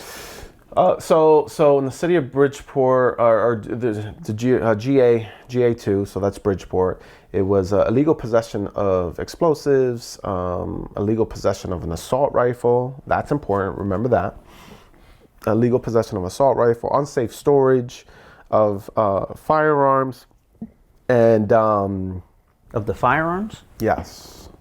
Not the explosives. You know what? I think originally they may have charged me with unsafe storage of the explosives as well. Okay. But that went away. Yeah, so there were like 5 or 6 charges, all stemming from those 2 different things. Before I go to court, I'll back up a little bit. I get a knock on my door. My wife and I go to answer the door, and it's DCF. Right. So this detective decided to call DCF on me because of the training aids and the firearms that were in my basement In a safe. in a safe. Now, to be truly transparent, I had 2 firearms in the original boxes above a 6-foot safe, out of reach of my children. Unloaded. Unloaded, no ammunition, no anything, nothing's loaded. And my children are 3 and 5. Like, they're afraid to go into the basement because the boogie monster is down there, right? So he calls DCF. DCF comes to the house, and he has to do his investigation. And he comes around and, okay, where were the explosives? Where were the training aids? Oh, they were here and here. So-and-so, my wife is home. My wife is a stay-at-home mom. She wasn't making IEDs in the basement? No, Okay, of just course making not. sure. Yeah, so she's with my children all of the time. She's probably one of the best moms I've known. And so I show this guy, where the explosives were, where the training aids were, and I show him where the firearms were in the basement. And he starts scratching his head. He goes, this doesn't make sense. And I go, why, what's up? He goes, this detective made it sound like the training aids and the firearms were on the ground, readily accessible to the children, not in like protective cases, not in boxes. Like, he made it sound in his report to us that like the children could have. Kids playing Play-Doh with C4? Right, exactly. Like, that's how he made everything sound. And so this DCF investigator's like, what the heck? So of course, we show him where our children sleep, and we show him our house, and he's like, this is one of the nicest houses I've been to. My children are living a life that, I didn't get to live growing up, right? And so. But how embarrassing, though. DCF? I can't, you had to be angry, man. I'm just angry thinking about it. At that time, I wasn't even angry. I was scared. Don't take my kids away from me. Yeah. So this guy was so cool, though.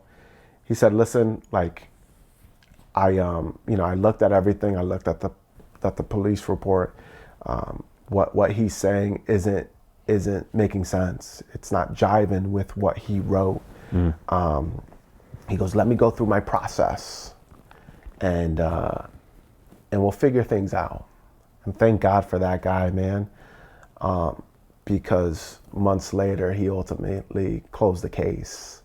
Just, hey, listen, I don't know what this guy was what this detective was talking about. But there's no child endangerment. Right, exactly. So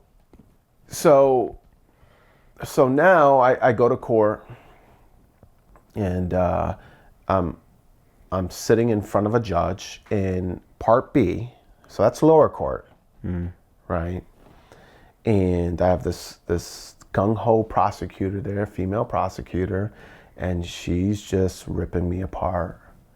And, you know, talking. This pre-trial? What is this? This is arraigned. I'm being arraigned, right? Okay. And, you know, she's talking about how dangerous things were. And we have bail commissioners in Connecticut. So the bail commissioner comes to me and he gets my entire life story. First time, you know, well, we'll talk. It's the second time I've been arrested, but that first DUI was dismissed. So it doesn't necessarily. And the news is, I'm sure, tracking this, right? This is hot. Everyone is there. This is humongous. Like O.J. Simpson up there, right? Yes, exactly. Because I'm just assuming, because I never heard of these towns. Right. This is like, yeah. There's nothing happening out there. No. And now we've got, we have the headlines here. Police officer surrenders animals. Warrant reveals animal abuse. Talking about arrested on explosives and weapons charges. I mean, this is. That's from the head state's attorney. And so this is front page news. It's front page news. Even in that news brief, he states that the training aids, the explosives, were used to train bomb dogs. So even he knew at that time that that's what they were for. Okay, fine, right? So bail commissioner comes back. Hey, listen, this $250,000 bond is pretty ridiculous. We suggest a $75,000 bond, which is a difference. It's a huge difference. So you have to post 10%. Yeah. $7,500 $25,000 or $25,000. My attorney goes up. Your Honor, Mr. Rivera has never been in trouble in his life. He's an upstanding citizen. You know, coaches Little League for his son. You know, has his business providing dogs to federal agencies. Never has been in trouble as a law enforcement officer. I mean, he paints this beautiful picture of an upstanding citizen. And as soon as he finished, the judge slams the gavel. $250,000 bond is going to remain in effect, with and it's going to be court held. 10% court held, meaning I have to go and bond out with the court, right? So like, as opposed to a bail bondsman, right? What's the difference? Well, bail bondsmen, they can do different things, right? If you have a great relationship, if you know, they can, instead of 10%, hey, Dave, give me 2. We know you're not gonna, 2%. You can put your car up or whatever. Right. We know you're not gonna leave the state. I'm assuming the court only deals in cash. Bingo. Yeah. So my wife and my father-in-law went on the journey of securing $25,000 in cash in 3 hours. And they did it. They took the clerk some time to count $25,000. They counted it numerous times. But I was then...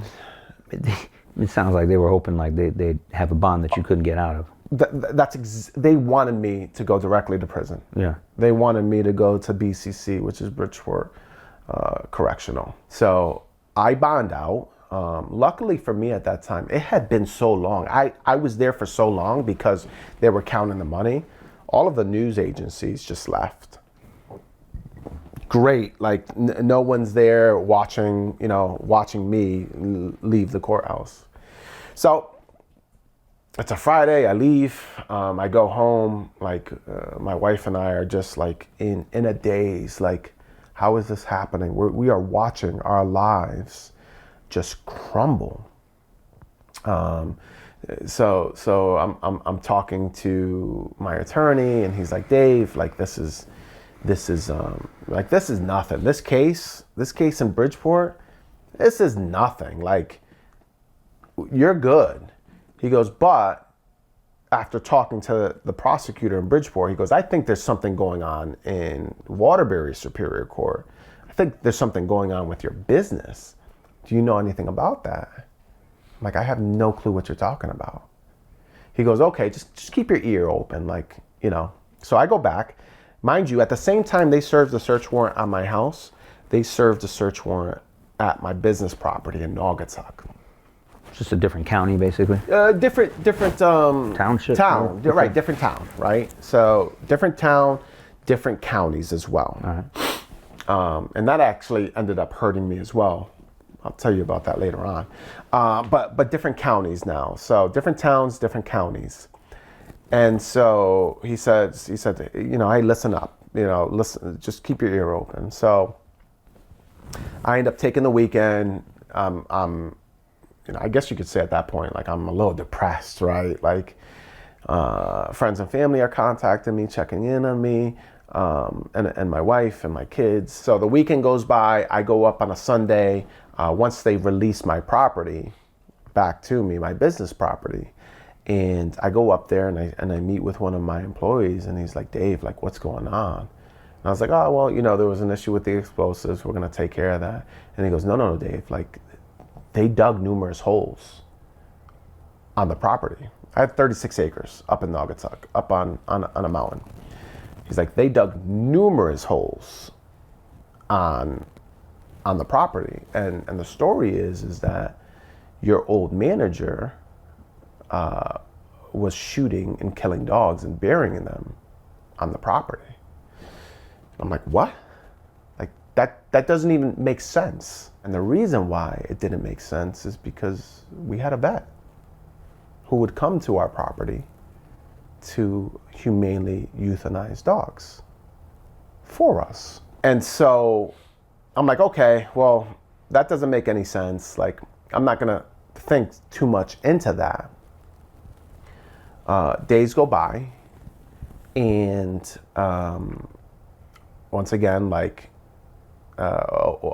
it's Wednesday of that next week, and I just start to get like a gut feeling that something is going on. You know how it's like when it's too quiet? Mm-hmm. I'm like, man, something just doesn't sit right. So I call my attorney up. I'm like, do me a favor. Just reach out to Naugatuck and see if anything is going on with them. Obviously, they dug holes onto my property, so... And what were they originally there for, though? They were originally there to serve the warrant. Because they're executing a simultaneous search warrant. Right, for the training aids and the firearms. At your home? At my home and on my business. Oh. So they were trying to... They didn't know where these guns or training aids / explosives were. Right, but this is how crazy these guys are, right? These law enforcement officers and the fire department for that matter. I had a safe on my business property, right? They're supposedly searching for explosives. Don't tell me they breached it. Yes. With explosives? No, with a demolition saw. Man, that's crazy. A blade on metal causing sparks, like. So they go through the back of my safe. Mind you, they could have asked me for the passcode, and I would have just given it to them. But they cut this huge hole with a demolition saw. If there actually were explosives in there, can you imagine what would have happened? Was there anything in there? No. Just business paperwork, passports for dogs. Uh-huh. Okay. Right. Maybe there was a little bit of gunpowder in there, which is legal, right? But just business documents, right? So now it's Wednesday, and I just a attorney of mine, do me a favor, just call, see what's up. So he calls me back. He goes, hey Dave, like, I don't have a good feeling about this. They're in the works of something. I just don't know what yet. Okay, fine. Friday comes around and he gives me a call. And he goes, Dave, you have until 5-6 o'clock to turn yourself into the Naugatuck Police Department. I'm like, for what? He goes, I don't even know. He goes, so you've already been arrested. You bonded out on a $250,000 bond. Yep. This is now like a week later, give or take? Yes. And you have to be arrested again? Yes. But by a different agency? Different agency, $150,000 bond. Okay. Right. I turned myself in, and I was charged with 1 count of conspiracy to commit animal cruelty and 1 count of reckless endangerment. Okay. My previous director of operations is also in there with me. In what? The holding cell? Arrested? In booking, right? Okay. Different cell. And he was charged with 4 counts of animal cruelty and 1 count of fraud. Okay. Okay, fine. So I'm in there. I have no clue what I'm in there for. And then finally I asked the booking officer, I was like, what am I being charged with? And he told me the 1 count of conspiracy to commit animal cruelty. And This is a strange, I don't even know what that charge is. Conspiracy to commit animal cruelty. conspiracy just means that You're planning to? we don't have enough to actually charge you with animal cruelty, but we think you may have been involved in it. Okay. That's what conspiracy means. All right. So we feel that you may have had something to do with this. With what? With the story of my manager supposedly shooting dogs and burying them on my business property. Mr. Diesel. Mr. Diesel, yes. Keep things in, I'm trying to understand Yes, here. yes, You said yes. you're old. Yes, Okay. my old director. The one you had fired. Yes. And so obviously we're in booking, we don't talk to each other. And quite honestly, like I hadn't spoken to him since I terminated him. I'm in booking, it's a $150,000 bond. I'm bonding out, man. I'm not staying there to go through the same thing I went through with Bridgeport Court, right? Where they parade you in there and you sit in front of a judge and nope, not doing that. So I bond out that night and I just go home now. And now I'm just completely confused with everything. Because of course now I know that I have evidence of humane euthanasia, but no one else does. But you have to back up a little bit. What's with the hole digging? You said they dug holes and. Oh yeah, yeah. Where's yes, the animal abuse? yes. Let me back up. Right. So they dig these holes, numerous holes, right? 5, 6 holes. What are they looking for? Carcasses Of. dogs, Okay. and they find 3. Okay. And they take these carcasses and they send them to the University of Connecticut to have a necropsy done. Okay. You're gonna have to explain yourself there, because where do they get these bodies from? The carcasses of dead bodies or dead dogs? Yeah. What is that about? So going back, so my vet, I had the same vet the entire time. He would come up to our business property after he worked in his veterinary hospital. He would drive up. It just turned out that my property was on the way So he home would treat dogs at your facility? all the time. Right. You know, give them rabies shots, Bordetella. Like he would treat our dogs because it was easier and cheaper for me to pay him to come to me Then take 30 dogs. than take 30 dogs to his. It'd just be a mess. Lots of stress on the dogs. So for 4 years, he would come to my business property, and when we needed a dog to be humanely euthanized, he would do it. Can you talk about that? Yes. So, making the decision to humanely euthanize dogs, any dog, is one of the hardest decisions that I ever had to make as a business owner, as a person, as just a human being. Now, I'd make that decision, the same decision, to humanely euthanize a dog, again, knowing the dogs that we had to humanely euthanize. You're saying, just if that came out funny, I'm understanding you correctly, there's dogs that you determined needed to be euthanized Yes. based on Temperament, aggression. Some dogs just had a screw loose, right? Mental conditions. And these dogs attacked my staff, were there because they attacked other people. I mean, we had one lab that we humanely euthanized through my vet that had bit 7 people. And I'm not talking about a little nip. I'm talking about disfigurement. a lab. A lab. Now, I will pause you there. I don't know nothing about your lab, but one of the meanest dogs I've ever met in my life was a lab named Bronco. He's an explosives dog. And I used explosives as a training aid, so you're aware. But it's besides the point. But he was a mean son of a bitch. Good dog, but you could not have that dog around nobody. I can understand that. Most people think labs are, and they are.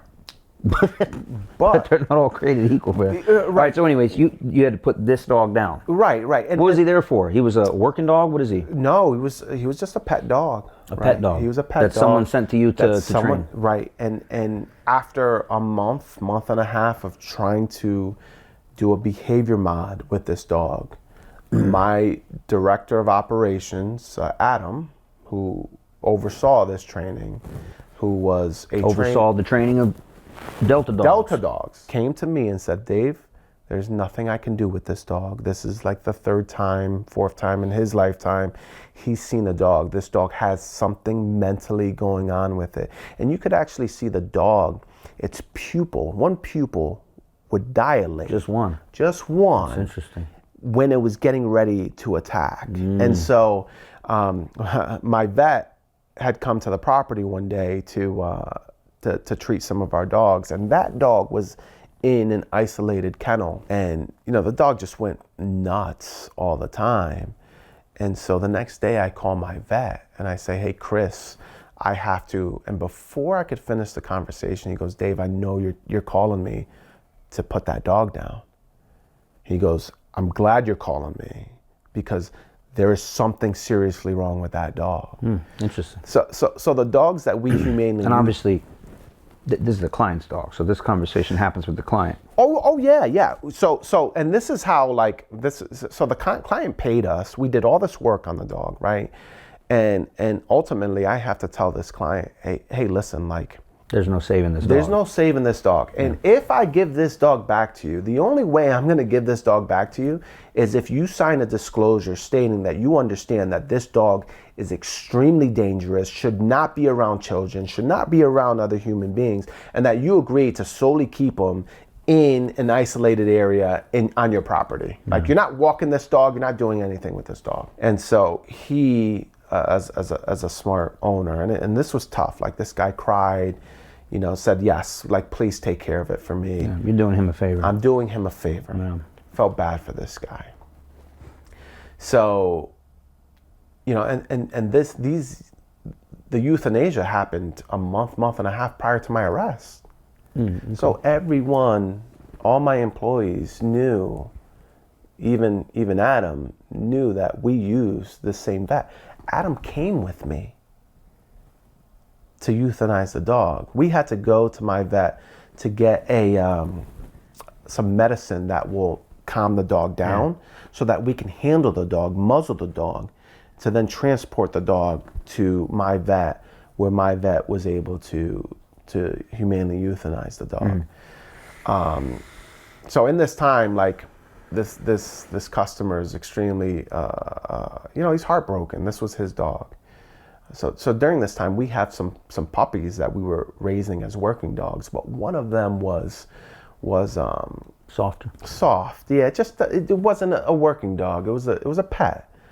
And so we ended up asking the guy, like, hey, listen, if you ever got another dog, like, what kind of dog would it be? And he said, well, I'd really love a chocolate lab female.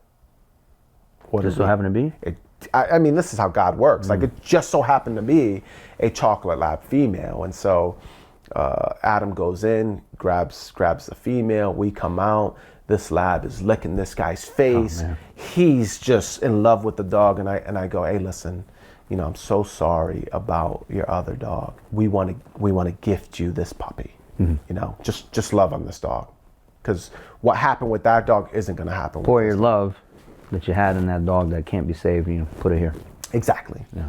So this guy's happy as can be. The 3 carcasses, the 3 dogs that they exhumed from the property, are sent to Yukon so that a necropsy can be done. And again, like, gotta ask, we're having this conversation about this lab. What are these 3 dogs?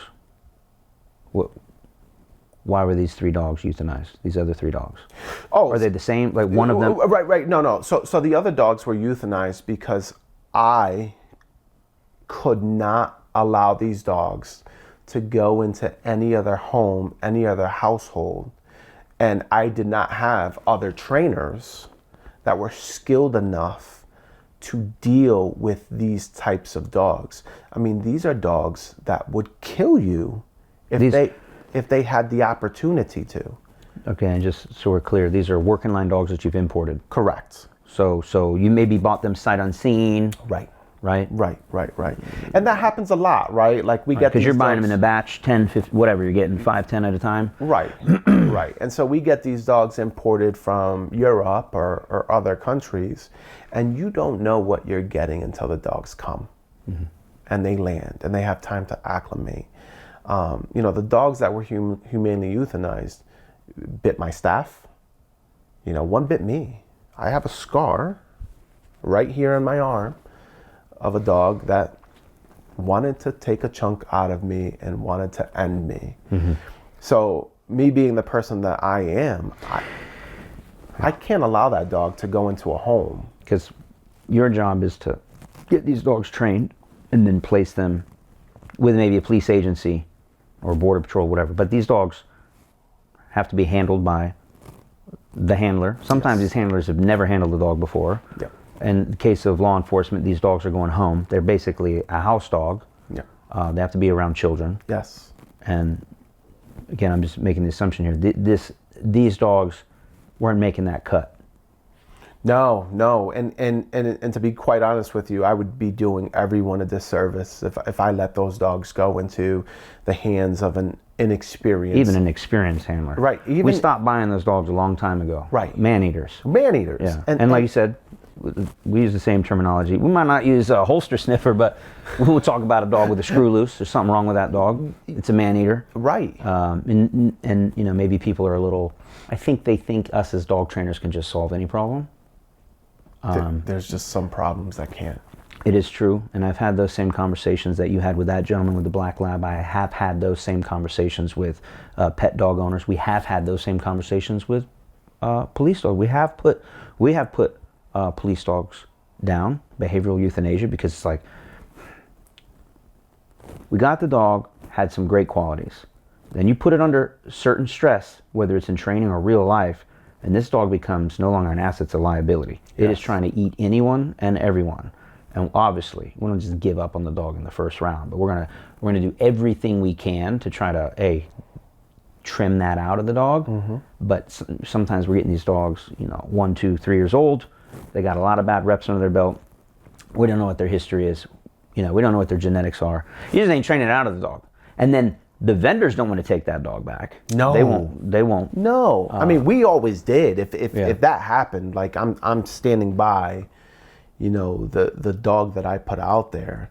But if a dog, and we had one dog, one Belgian Malinois that came from Belgium,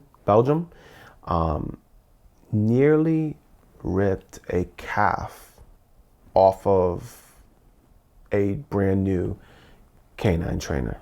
Trainer or handler? I'm sorry, handler. Yeah. And this handler was told Welcome not to canine. Right. This handler was told not to touch this dog, not to do anything with this dog until they started training. And he didn't give the ball to the dog when the dog wanted it. So the dog didn't think that was fair. I'm trying to tell you, man. He made it fair. A lot of these folks who've not been in canine and haven't been around real working dogs, and even trainers, especially from the Fruity Pebble positive only community, think you can solve everything with a harness and a treat. This is a whole other level of dog. These dogs don't F around, man. They mean business. Yep. And I've seen them, man. Literal man-eaters. Scary, scary, scary dogs. And very rare. It happens though, man. And we keep a lot of them. We're like, all right, we'll deal with it. Right. All right, I get it. You're going to bite me every once in a while. You train around. Like, you figure out the parameters to that dog. Yeah, and we had one dog, and it's interesting. His name was Red. And he was just a stud of a dog. But there was something about him, like when he was in drive and he found a bad guy, whether it was a real scenario or a training scenario, he had to bite something. This is non-negotiable. There's no blue balling that dog and saying, good job, and put him up. He is biting something. And by something, I mean someone. Something's getting bit. And if it's a real life scenario, the guy's hiding on, like real life, he's on the shed and he's given up, we found you, come down, and the handcuffs go on, and the dog doesn't understand, give up, arrest, go to jail. He goes, no. I did my work, I get to bite. And we're like, whoa, you can't bite him, he's given up. Right. You can't explain that to the dog. So the dog go, well, you look pretty good. You look good. Yeah, I mean, in an instant, and he's on your calf, on your leg, or back up. Yep. So but we found a solution. You just have to have a tug toy. Yeah. He didn't just put this in his mouth like a pacifier. If you had that, he was golden, and he would unload on that. He would unload. I mean, like whoa, whoa, whoa, and very scary. But also in training environments, he can't always get a bite. The guy's up in a tree or something. He's not coming down every time. So fine, you found it. As long as you gave him a tug toy, you were good. If you didn't have a tug toy, you were gonna get lit up. But see, Garrett, these were dogs that even if you tried to satisfy that natural instinct, right? Even if you gave that dog the tug toy, that dog was spitting it and coming right back at you. Right. Yeah, different animal. Different dog. That's what I'm saying. That's what we kept Red around. He was good. You had to work around that. Right. But then we had some other ones. There was another one that, like Red actually, he bit new handler. I don't remember that dog's name. I wanted that dog, bro. I wanted that dog something beautiful, kind of pit bull headed Malinois. Nice. And we gave him to a brand new handler. Handler's a good dude, just a good cop. I'll say his name, Danny. And like, Danny, here you go, bro. But hey, this is a spicy one, my friend. This is a spicy one. Friendly as all get out. Just wanted to get pet by everyone. But when that dog was in drive, same thing. Probably had some of Red's genetics. He's like, I'm gonna bite something. And that dog would literally, his eyes would glaze over. Yep. His head would all swell up. I mean, he looked like a cartoon, and something's getting bit. And it's the same thing. But this dog never certified. He was just in training. But by about the third bite on the handler, we're like, all right, man. Well, this just ain't gonna work. That dog, he would just go 0 to 100. He'd go past the red line, and there was no talking sense to that dog. Yeah. He wasn't even mean about it. He was gone. Right. I'm trying to, like, that dog was gone. Right. You get the animal instinct. Yeah. It's just too much drive, bro. Right. It's like they've done a great job of these genetics, and like it's just too much. Mm-hmm. It's too much. You know what I'm saying? And I'm kind of sad, bro, because I already had a dog, so I was like, bro, I could work that dog, no problem, bro. I wanted that because I'm like, I know that dog's gonna work on the street. Yeah. But I was there for the last time he bit the handler. And he got him right on the calf too, like, just got him, bro. Totally uncalled for. It's just a training environment. The dog was in odor. I couldn't find the guy. It's a training, and the dog was like, all right, I know the guy's here. I don't know where he is. I think we were even gonna feed him a bite. He just had to find the guy. Right. And he goes, I'm too impatient. This works. Blah. Got Bit him, and the handler's like, it just couldn't get him because he's behind his back, basically. Oof. So we had to choke the dog off, and it was ugly. It was ugly. And then we get him off the bite, and he comes back too, and he's like, "What's up, bro? We're good." I'm like, "Yeah, we're good, but bro, you can't do that. You're done." Yeah. You can't. Yeah. And then same thing, like, and we'll handle some hard dogs in our agency, but where do you send that dog? Where do you place that dog? Right. And now there's an issue. And I don't know. I don't know what they ended up doing with that dog, but. Because it was so early on, we were able to give that dog back to the vendor, and hopefully they placed a nice home for it. But that's a lot of damn dog. It's a lot of dog, and it's a lot of liability. But what I'm saying, again, I'm assuming I'm talking a lot here, but the dogs that you had to euthanize are probably even beyond this. 1,000%. Like, these are dogs that. Most people never get to see. They never get to come across. And a lot of them are females too. Yeah, I mean, I'm talking some really bad bitches. Like, just. But there's something wrong genetically, yeah? There is. There's some wires crossed up there. But see, the Europeans like those type of dogs because they what? What do they do with them? But see, they could take a dog with that type of drive. Just for breeding? Just for breeding. And take that water dog, it down a little bit. Water it down. Right now, we're getting something that we can work with. But when the Europeans are done with that type of dog, they'll sell them off to the Americans. Right? And then we take them.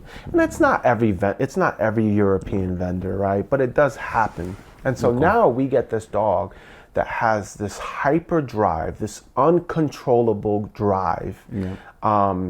You can't place that dog Anywhere. Anywhere. Where are you going to put it? Anywhere. Junkyard dog, maybe? And for me, right, some people will say, well, just keep it in your kennel, right? Keep it for the rest of its life. It's a ticking time bomb. Yeah. If I have an inexperienced kennel tech that makes a wrong decision, that dog could kill that person. Oh, yeah. So, and that's not a joke. You're not exaggerating. no, I These am dogs not. can kill. I've seen dogs, I've come across dogs that I've been afraid of to handle, where I'm suiting up in a suit. Yeah, just to take it on a walk. Just to take this dog on a walk, right? And I'm suited up. All right, Fido, let's go. Let's get you out of the kennel. We have to clean your kennel.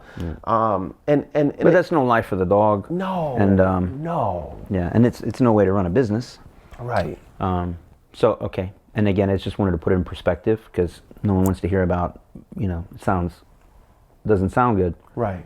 Dogs' bodies getting exhumed, if you will, right? Right. But these are 3 out of how many dogs in the, 3 or 4 years you ran your business? How many dogs had run through your program? We've probably, and like I said, to give this context, and you spoke about it, right? You need to have a volume of dogs in a kennel to be able to present dogs to agencies, right?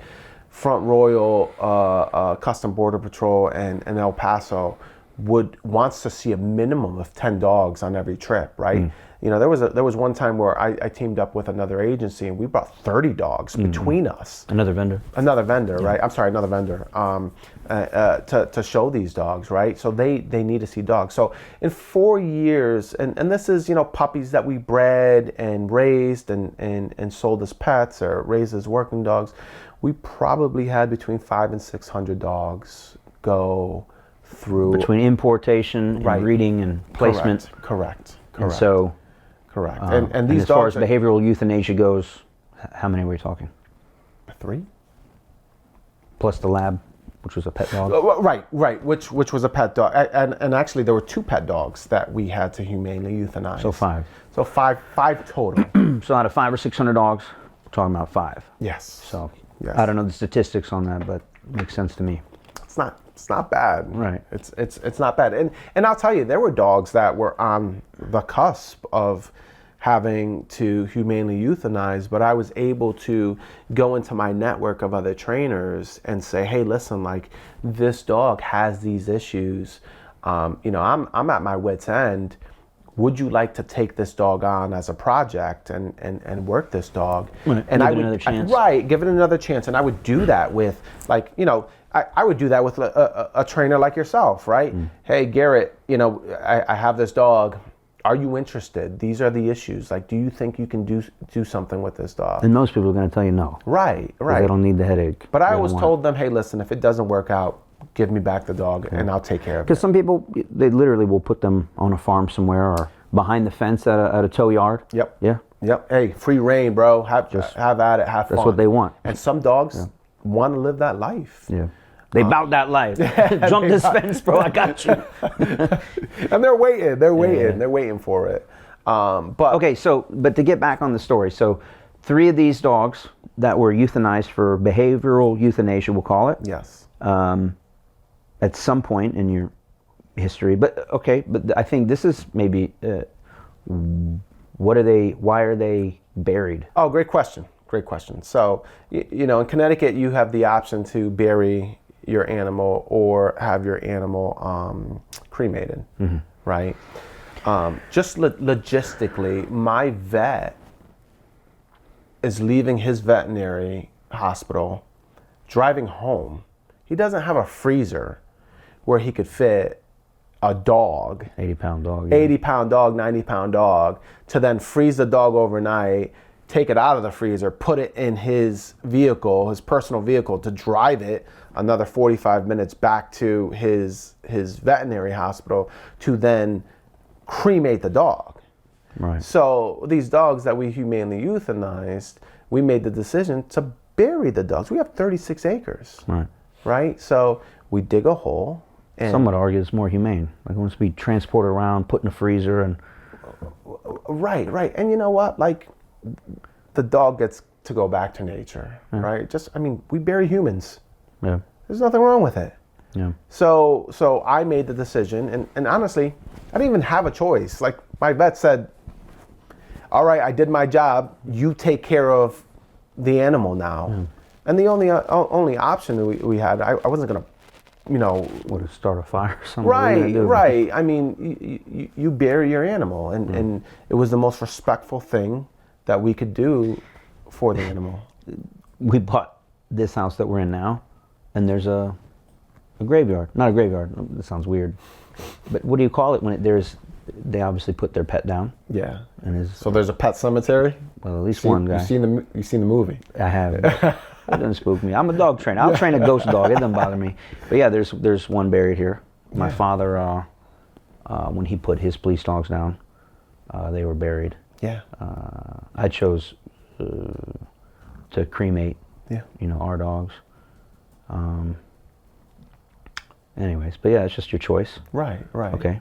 So, but all right, and I'm sorry, now I want to get back on track. So, understanding the reason for the behavioral euthanasia, understanding now that these dogs were properly buried on your property.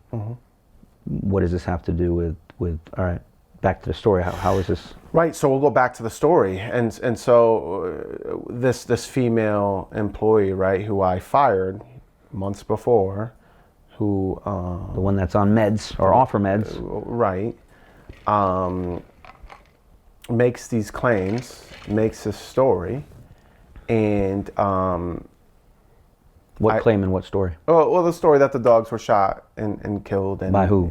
By Mr. Diesel. Mr. Diesel. Mr. Diesel. By Mr. Diesel. I later find out that they were in an intimate relationship. And this was the first intimate relationship that she had ever dealt with. And he did not want to be with her. And so... Is he married or anything like that? No, but he had another girlfriend. And so he had this intimate relationship with this young female employee, and it was extremely difficult for her. We'll leave that there. And I believe that this is, not only, dealing with her meds, but I think that... This is a woman scorned. Yes. God hath no fury like a woman scorned. Yes. Especially a young, crazy one. Yes. Well, that's me saying. That's not you. But yeah. Trying to bring light to the situation. Yes, and it's I can only imagine like what she was going through and what she was dealing She with. just lost her job. Right. This guy broke up with her. Yes. Now the police are talking to her. Right. And so she says. She says this. Right. She tells this story. So And this is something she saw firsthand. This is what she said. Yes. Okay. So they take the 3 carcasses and send them to Yukon so that a necropsy could be done. Mm-hmm. Necropsy is just like an autopsy, right? They go through, the dog has Determine died. cause of death. They determine cause of death. They try to investigate to find this. Right, and oftentimes that's done because we want to know the underlying reason. Is it a health issue? Like, is it a genetic thing? Do we have to worry about these other dogs? Mm-hmm. Or was there foul play? Correct. And so, if we go back to her story, my Mr. Diesel had shot them in the head, and then they were buried. 3 carcasses. They go to the University of Connecticut. None of the dogs had any bullet holes in them. Period. And to add to that, none of the dogs. The doctor that did the necropsy could not determine the cause of death. Which would coincide with behavioral euthanasia. Yes. Because it's just, there's no damage to the yeah. Exactly. Okay. So. Meaning there's no blunt force trauma, no broken bones. Right. It's just because they're put to sleep peacefully. Correct. And so, this, and I want to tell you, I was really lucky with the fact that we were able to get 2 full skeletons, and one of them was missing some bones.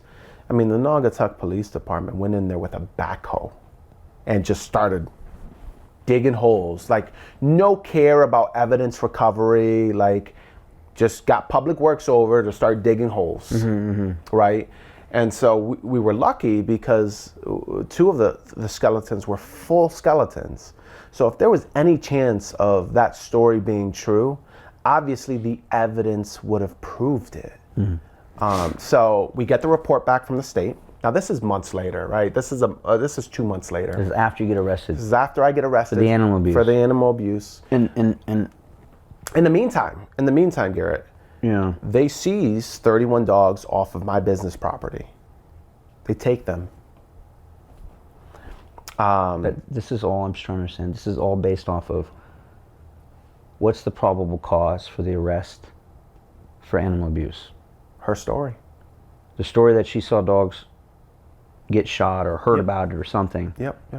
And then they exhume bodies. Yes. And so I guess that's their evidence. They're like, we've got dead bodies on scene. Yes. Say dead bodies, whatever. Skeletal remains of dogs. And so do they arrest you after the autopsy or the necropsy? Before it. Before. Right, because the timeline. Right. They didn't even give me a chance. Within the week. Within the week. Yes. Right, okay. They did not afford me the opportunity to refute anything that they were saying. Right? I mean, I'm sure you've watched the first 48, right? I mean, when you're watching this show, most people can come to the conclusion that they know who did it.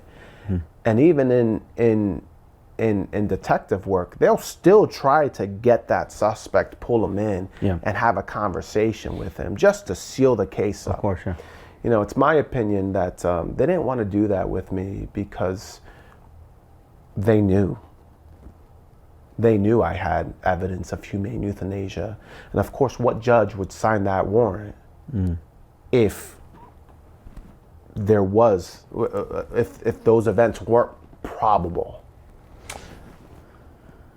And was there a search warrant at your business property? Did it originally contain, were they there to search for skeletal remains, or they were there for? Right. So the first one was for the explosives and the firearms, and then they received or retrieved the second one for When? Like later that day? Basically, on the spot, basically. Basically. But even with that, like so to recap that, they go there, they're searching, they think they got you dead to rights. They're going to find the explosives. They're going to find some illegal firearms. They find nothing. They bust into your safe. They get some passports on some dogs, which is whatever. Yeah. So they have nothing. Yep. And then at some point on scene, they do basically like a rushed search warrant. Yep. And so they get that search warrant, and the search warrant, and I'm sure you being a prior law enforcement officer, we're trained in the academy that you are only searching for what's in the four corners of that document. Yeah, you have to be very specific. Very, very specific. So if it says they're searching for firearms and explosives, they can only search in areas that are actually outlined. Correct. And specifically what they're searching for. In other words, they wouldn't be allowed to open up a folder.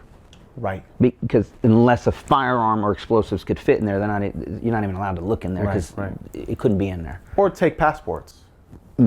Or business documents, which they did. Yeah.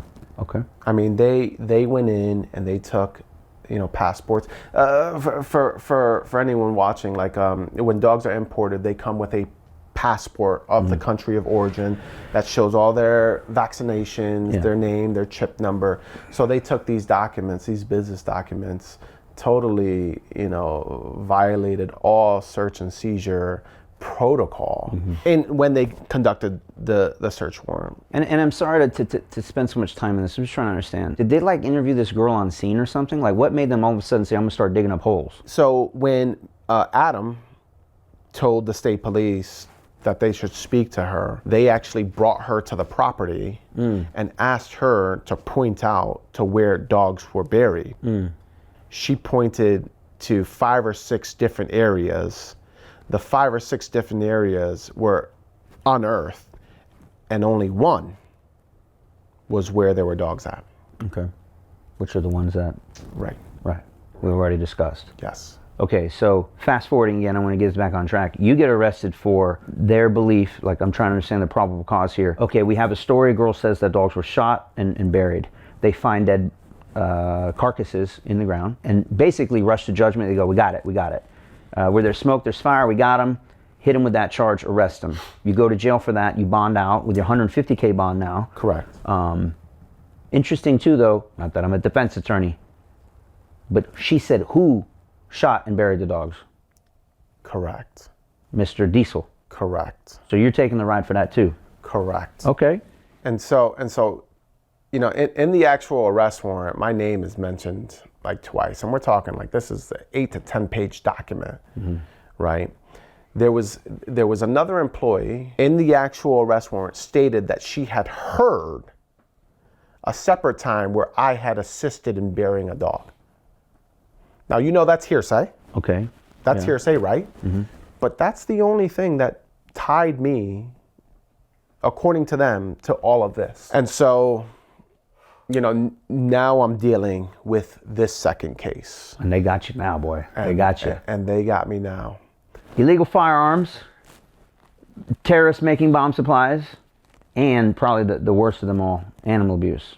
Right. Okay? Right. And so, now what happens? So now I have the pleasure of going through the Connecticut judicial system. And And a lot of eyes are on this case. everyone's eyes. I mean, there's a group. Not every day. Right. You get a police officer, you know, with bomb making supplies and. Right. All right. And there's a group, you know, there's an animal activist group in Connecticut called Desmond's Army. Okay.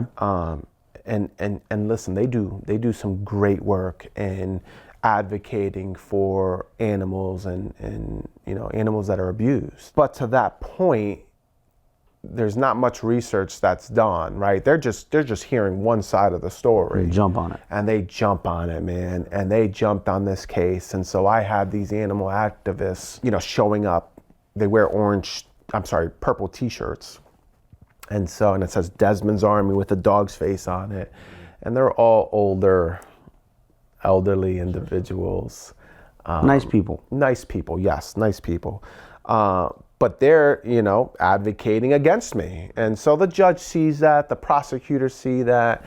And, you know, my attorney makes a joke to me. He says, Dave, he goes, honestly, you would have been better off killing someone. Not lying, bro. Because there would be no one showing up at your court cases. He goes, because of this, because they put so much political pressure on the prosecutors and the judges are afraid of these people because they've been known to make complaints against. It's just bad publicity. It is. Yeah. For if the judge cuts you any slack whatsoever, or the with prosecutor. these people, yeah. Oh yeah, that's not a good look. Yeah. Even if they explain it right to some of these people. Bro, dare I say, you can't even say these words, but we say it anyways. Like animal abuse, bro, that trumps pedophiles and murderers and. We'll be an animal abuser now. So, and I'm not saying it's right. I'm just saying, like, Lord have mercy. Yeah. So what happens? Right. So now I'm fighting this case, right? And I am being treated, I would say, differently than anyone else that's going through pretrial, mostly because I was a prior law enforcement officer. And so eyes are on the court, eyes are on me. And off rip, man, they're gonna quadruple your sentence. Like anytime, and probably for the right reason too. Like especially if you're doing stuff under the cusp of being a law enforcement officer, yes. And rightly so. You know, if you're representing the badge or you're because we had some crazy stuff, man. Like officers dealing drugs on duty or off duty but using their uniform in their car. Yeah, like throw the book at those guys. Right. Throw the book at them. But that's just what happens. Just put it in perspective. So I'm seeing the whole thing here. Right. All these things plus your police officer, they got to make a spectacle of it. Yeah. Yes. All right. Yes. And so now I'm required to show up every single month, twice a month, one to Bridgeport Superior Court and one to Waterbury Superior Court. And most of the time it was just a continuance. Hey, listen, we don't have anything, show up next month, right? And so one court date, And this is the state basically saying they're not ready for trial. Basically, they're not ready. they're not ready, right? They're still in the evidence gathering. So I think my second court date, it was either my first or second court date in Waterbury. They come up to me and they say, "Hey, listen, we're going to seize. We want to seize all of your dogs. We don't want you to get them back, even though all of the dogs were completely healthy, no evidence of animal abuse or neglect, and any of the dogs." They had told my attorney that that the dogs had parvo. Who's saying this? My attorney told me that one of their attorneys, one of the prosecutors, told her that my dogs had parvo, which they didn't because they'd be dead. How would they even know? Well, remember they did a vet. They all saw the vet and had blood work done right after. You know, that was one thing that was told to me, and then they said, listen, like, you could get the dogs back if you want, but you have to pay us for the last month and a half of kenneling all your dogs. And it's over $150,000. What? Yes. So you could have your dogs back if you want, but it's going to cost you $150,000 plus. And mind you, I just lost everything at this time. Like business. Oh, I can imagine. I mean, all your contracts? Everything. I don't have $150,000 to buy these dogs back. Hey, listen. And even if you did, what are you going to do with them? Right. I don't have a place to store them anymore. You don't have employees. You can't pay them. Right. You don't got no contracts. You got no customers. So I'm trying to put myself in your shoes and understand the situation. So at that time, I made the decision. I'm like, just keep them. Just keep them. So from that point, we're talking April. Bro, how do they get what? By the way, $150K. 100 For what? Well, you figure, you know, I gotta up my boarding rates. Yeah. I mean, $75 a day times 31. That's some math, my man. I don't know. I just somehow probably plus tax, plus interest, plus whatever these kennels that were taking care of my dogs. They probably charged $150 a day just because they were working dogs. Like, oh yeah, you know, just they inflated. So you know, dangerous dog fee, whatever. Jesus Christ, Christ, right. So I just look at my attorney and I'm like, I take them. I'm sorry, I can't. I don't have a place to keep them. I'm not set up anymore. Take them. And they took the dogs. So at that point in time, from the time that they took them, those dogs that were all healthy, all in good condition, were left in the custody of the state and whatever kennels they decided to keep the dogs at.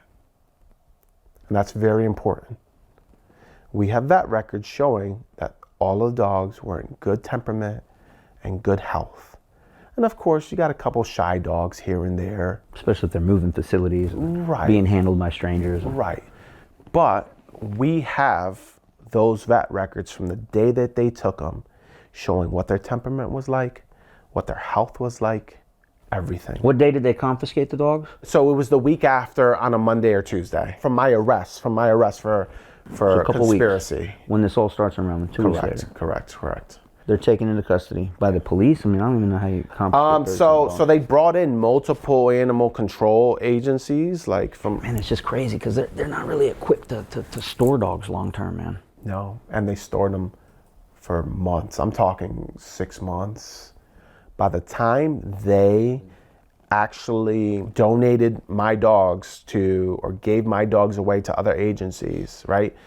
Because what do you do with them? Right. These folks don't know. It's nothing against them. Like, God bless them. That's not a fun dog being it's not a fun job being an animal control officer.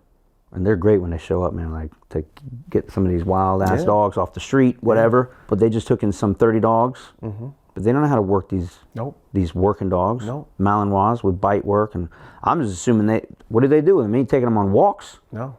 They're not doing training with them. They're living in a kennel. No. They're living in a kennel. And you know what happens when you leave a working dog in a kennel by itself. It's like solitary confinement. Man. It's like, and they go nuts and they lose weight, they drop weight, because these active dogs that need the cognitive training, right? They need to be searching, they need to do stuff. They figure out other ways to do it. So you have dogs that just run themselves to death in the kennel, spinning, jumping, barking, anything. They'll chew off their own tails and stuff. Yes, and that has happened. So you have these unqualified kennels taking care of these dogs for months on end, right? So I have these records showing that my dogs, and this is a state vet. This isn't my vet. This is a vet that the state hired to evaluate my dogs, gave them great remarks in regards to health, temperament. Like I said, 2 of the dogs had a kennel cough. That's typical in any kennel, but kept my dogs in their kennels for months on end. And I'm sure they didn't do what they were supposed to do with my dogs. And then they finally donate my dogs to other law enforcement agencies. Now, Garrett, if a dog is neglected, abused, if it's that far off, if it's that bad, that dog can't perform to the capabilities of a working dog. You wouldn't want to keep that dog as a working dog just for liability issues. The fact that they were able to take my dogs and donate them to other law enforcement agencies just shows the level of care that we provided our dogs. Oh, I see what you're saying, yeah. Right. Okay. Right. Yeah.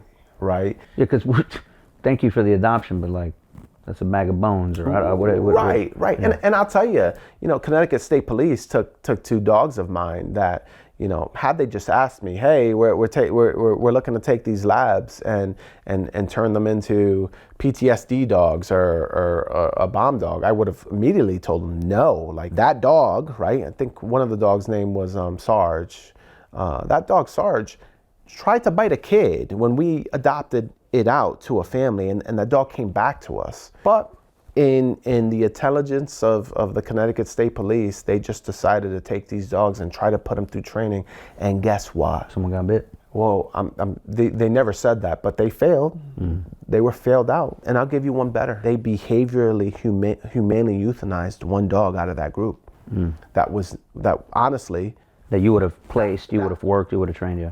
Right, that I was trying to. It may have come to where we were going to have to do that, but the state did. The state humanely euthanized 1 of the dogs because of behavioral issues. So if it's something that I did and the state did, obviously it's something that needed to be done. I understand. It's time for a pee break. When we come back, we're going to continue the story. Have you been the victim of a miscarriage of justice? Have you been falsely arrested by a police officer and bent over the rail in front of the judge by the state attorney's office? If you have, not only do I feel sorry for you, but you probably want to hire someone to represent you. This is where we would normally plug someone like, say, Morgan & Morgan, attorneys at law, but they haven't paid us any money yet. But you might want to consult with some attorney because it's not right, so go ahead and get your money. Now, back to the episode. All right, we're back from the break, much needed pee break. I'm just trying to understand. You end up going to prison for all of this, but like, how? Our judicial system, that is how, right? So you have these agencies, these police departments, and the judicial system that went so far to push this narrative, to push this story, that once they realized, oh shoot, we have serious issues in this case, they couldn't go back. Right. What do you mean by serious issues? Well, we'll talk about Waterbury, right? Animal cruelty. We have these charges against me and my prior manager. Well, the 3 dogs that they exhumed, there's no evidence that anything occurred to them like the story that was given. You have my records from my vet, which include humane euthanasia. So how is anyone going to argue? So to summarize, like, they arrest you for animal cruelty. Yeah. They think they have evidence for animal cruelty. Ends up the evidence doesn't exist. They now have no evidence for it. In other words, they have a bad charge. Right. But they've already arrested you for it. Right. So now what do they do? So now what they do, right? Months later, this is in June now, the Naugatuck Police Department starts arresting me for misdemeanors. Not having the proper paperwork to import dogs into the state. Mind you, the documents that they took to support that charge were illegally seized from my business property. So they're getting you on some really weird technicalities now. Yes, exactly. And then finally, the cherry on top. Which are what, like misdemeanors? I mean, what is it paperwork fine? What is this? Right. That's what it was. They're like fines? They're fines. They're fines. And then finally, the cherry on top is they go back a year ago, from June, so around June of 2021, they go back to an old complaint of animal cruelty, a dog that was on my business property, and they charged me with animal cruelty for that dog from a year ago that was already investigated. The state animal control investigated that claim and found there to be no evidence of animal abuse, neglect, found nothing. But the Naugatuck Police Department wrote an arrest warrant for animal cruelty on that dog, solely based on the evidence that they had already arrested me for conspiracy to commit animal cruelty. Oh, I see. They like doubled down on it. They doubled down on it. But I mean, they went all the way back and reopened the case. What's the reference on that case? What's that? What's the reference on this case? So this was a pet training dog that came to our property. The dog ended up having like hot spots on its elbows and its knees, and had a little hot spot on its neck. I ended up giving the customer back all of his money, paying for all the vet bills for this dog. I think nothing of it. He goes and makes a complaint to Naugatuck PD. State Animal Control comes, they do a full investigation, and they clear us of any abuse or neglect. This is an agency in the state of Connecticut that, it's state animal control. They do this for a living, and they find no evidence of abuse or neglect. And the vet that we took the dog to get seen, they are mandated by the state. If they suspect there to be any abuse or neglect, they are mandated to contact the state and let them know. And they never did as well. Right? It's a hot spot. It's a hot spot, exactly. And so Naugatuck PD finally arrests me for animal cruelty in June of 2022. And honestly, I think it was because they had nothing else, right? And the state needed me to plead to an animal cruelty charge. Right, because it's already in the newspapers. They've already charged you with it. Yes. They've already arraigned you for it. They've already put you big ass bond on it. Yep. And just what it looks like, with my law enforcement background, like they're running out of probable cause real quick. They're grasping at straws. I mean, to go back a year, man, and pull something up. But anyways, now so they hit you with another charge. Yep, they finally hit me with that animal cruelty charge. That gets put in the paper. But at this time, no one really cares. This is old news in regards to being out there in the news. It's been a few months. It's been a few months. I'm doing my pre-trial stuff. I'm going to court.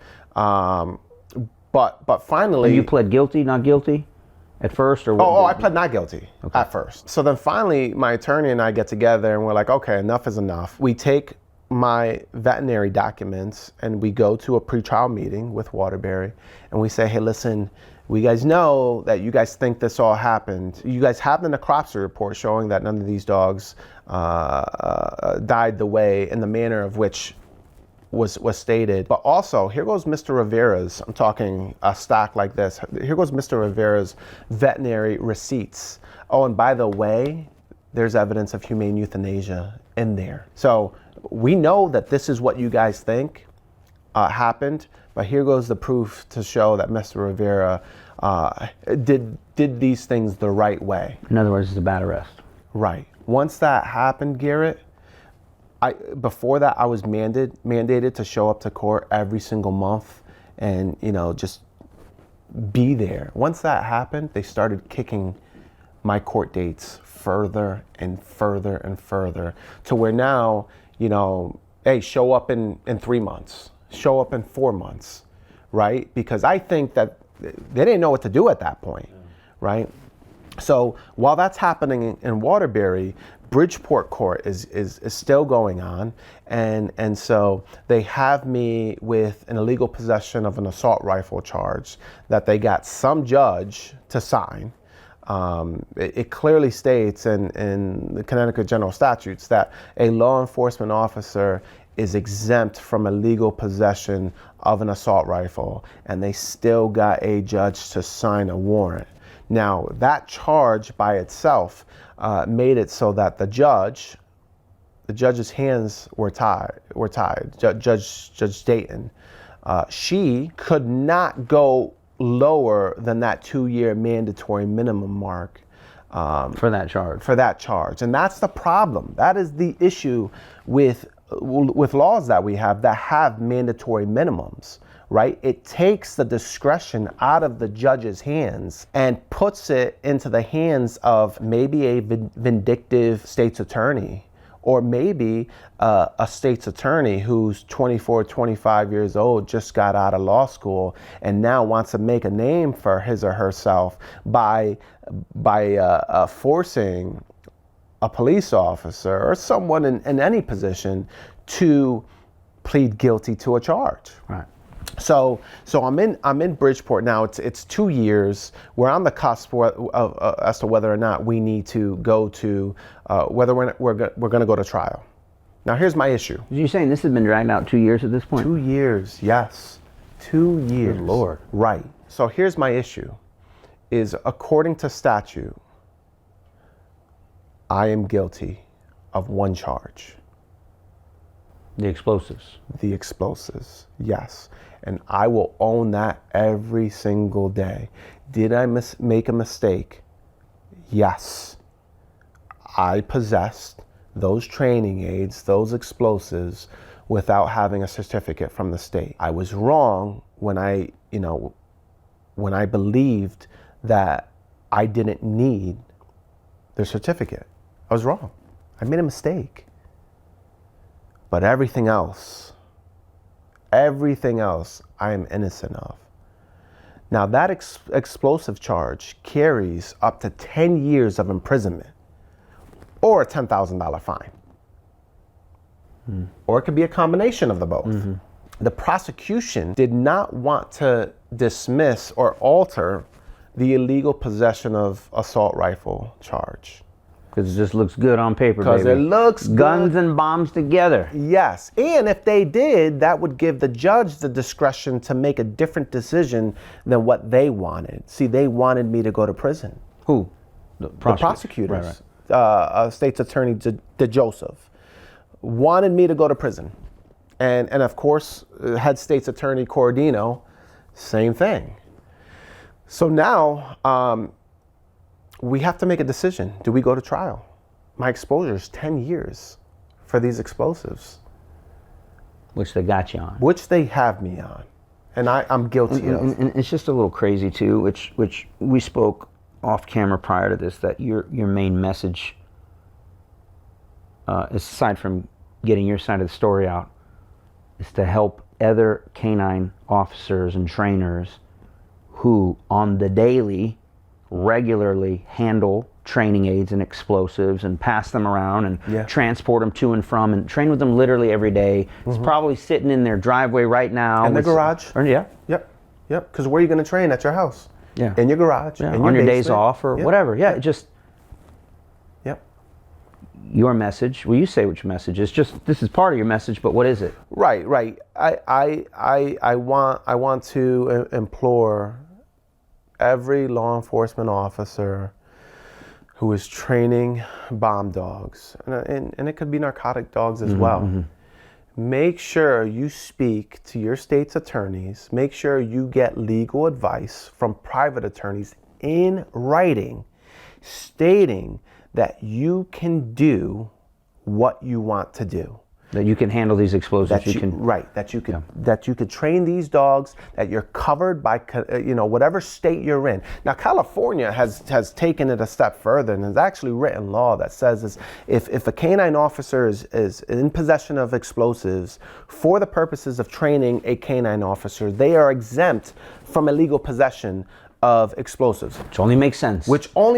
And I think it's crazy that it's California that has actually. They did something right for once. They did something right, them. Like they're protecting their cops over there.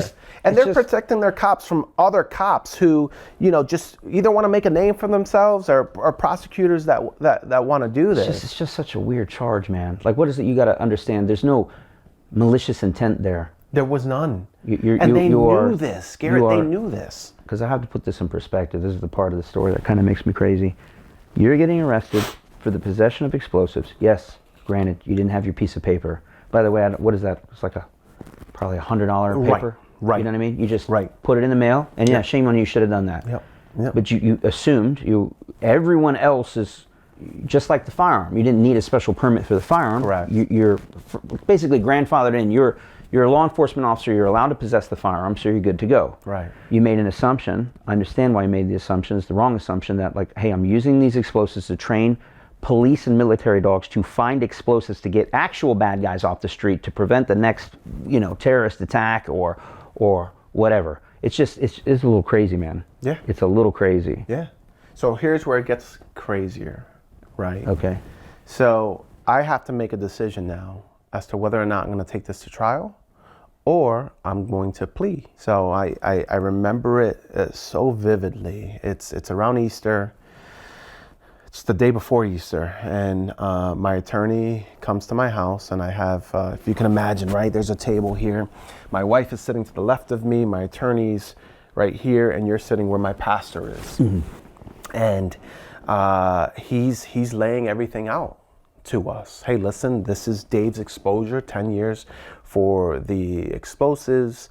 The state has offered 2 years in Bridgeport. We had to find out what Waterbury was looking for the animal charges, because we can't plead to one without knowing the other. So he went to Waterbury to find out what they were looking for, knowing everything that they knew. And Waterbury turned around and said, hey, listen, we'll give Mr. Rivera the same deal, and we'll even have it run concurrent, meaning the time runs together. 2 years, but served together But same time. served together, same time.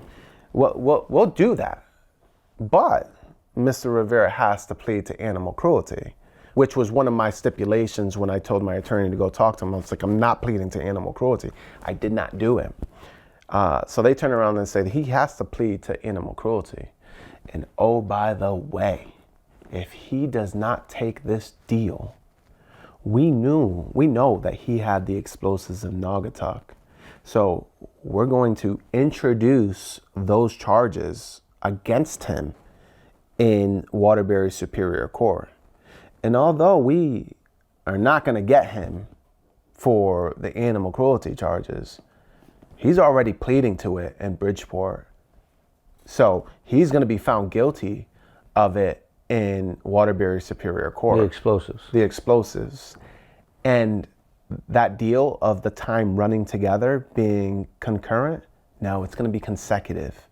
So let's just say, right, I got 2 years for Bridgeport and another consecutive term of 2 years in Waterbury. And they have that because obviously you were using the same explosive training aids at your training grounds. Correct. So that even though they didn't find any there, they know they can there's put two and two enough together. evidence, There's enough, yeah. Right? There's enough evidence of that to put that so together. they say take the animal cruelty charge, Right. Or we're gonna go after you for the 10-year minimum mandatory, or not. It's not a 10-year min-man, but it's a max, an exposure of 10. Yeah, right. on a bigger charge that they actually have evidence for. Right. Okay. Right. And so I'm sitting there and I'm like, oh wow, like it's either I take this plea deal, which if I accept this plea deal, I'm going to be away from my family for hopefully a year. Serve half your sentence. Serve half my sentence, and I'll get to come home in a year. Or allow my pride and my ego to get the best of me and not think about my wife and my 2 young children and say no and roll the dice and see what happens and get 4 years or more. If I decide not to take the plea deal. Because you'll go to trial. I'll go to trial. Anything can happen. And you already know you're guilty of the explosives charge. I'm guilty of the explosives They're going to get you charge. on that. They're going to get me on that. So I couldn't. But your pride is hung up on the animal cruelty charge. 1,000%. Mm-hmm. I didn't do it. So, and it's like, how do you deal with that, right? Like, how do you accept the fact? This is your business. This is your livelihood. Right. They're making you admit to something that you feel you didn't do. Yeah. But then, you have to go on record and say, yeah, I plead, I did this. Yep. That's So a big then, pill to swallow. It is. So then my attorney, and my attorney at this time, like, he has tears in his eyes. He's telling my wife and my pastor, Dave should not be going to prison. He's like, this is absolutely ridiculous. His eyes are watery. He finally gets up, he leaves, and now it's just my pastor, Pastor Mark, and my wife. And I look right at my pastor and I was like, what would you do? He goes, Dave, I'm so sorry this is happening to you, but you have to take the plea deal. He goes, for your wife and your children, they can't afford to Not see you for 4 years. see you for 4 years. How old are your kids at this point? 7 and 5 at this point. They're 7 and 5. So You wouldn't see them, no. So he goes, you got to take the plea deal. You got to take it, Dave. He goes, and this is him telling me, he's like, I hate that this is what our judicial system has come to, where it's not about justice. It's not about what's fair. It's about fitting a narrative. And so on that day, my wife and I, with the guidance of our pastor, made the decision to accept the plea deal. And I had to, I went to court. I was given, I was graced with, having some time before I had to turn myself in to go into prison to arrange all of my Get your things in order. get my things in order. Yeah. It's a weird thing to prepare for. Right? Oh, it's so crazy. Like the most surreal. You're trying to live every day like it's your last day, because you don't know what's going to happen.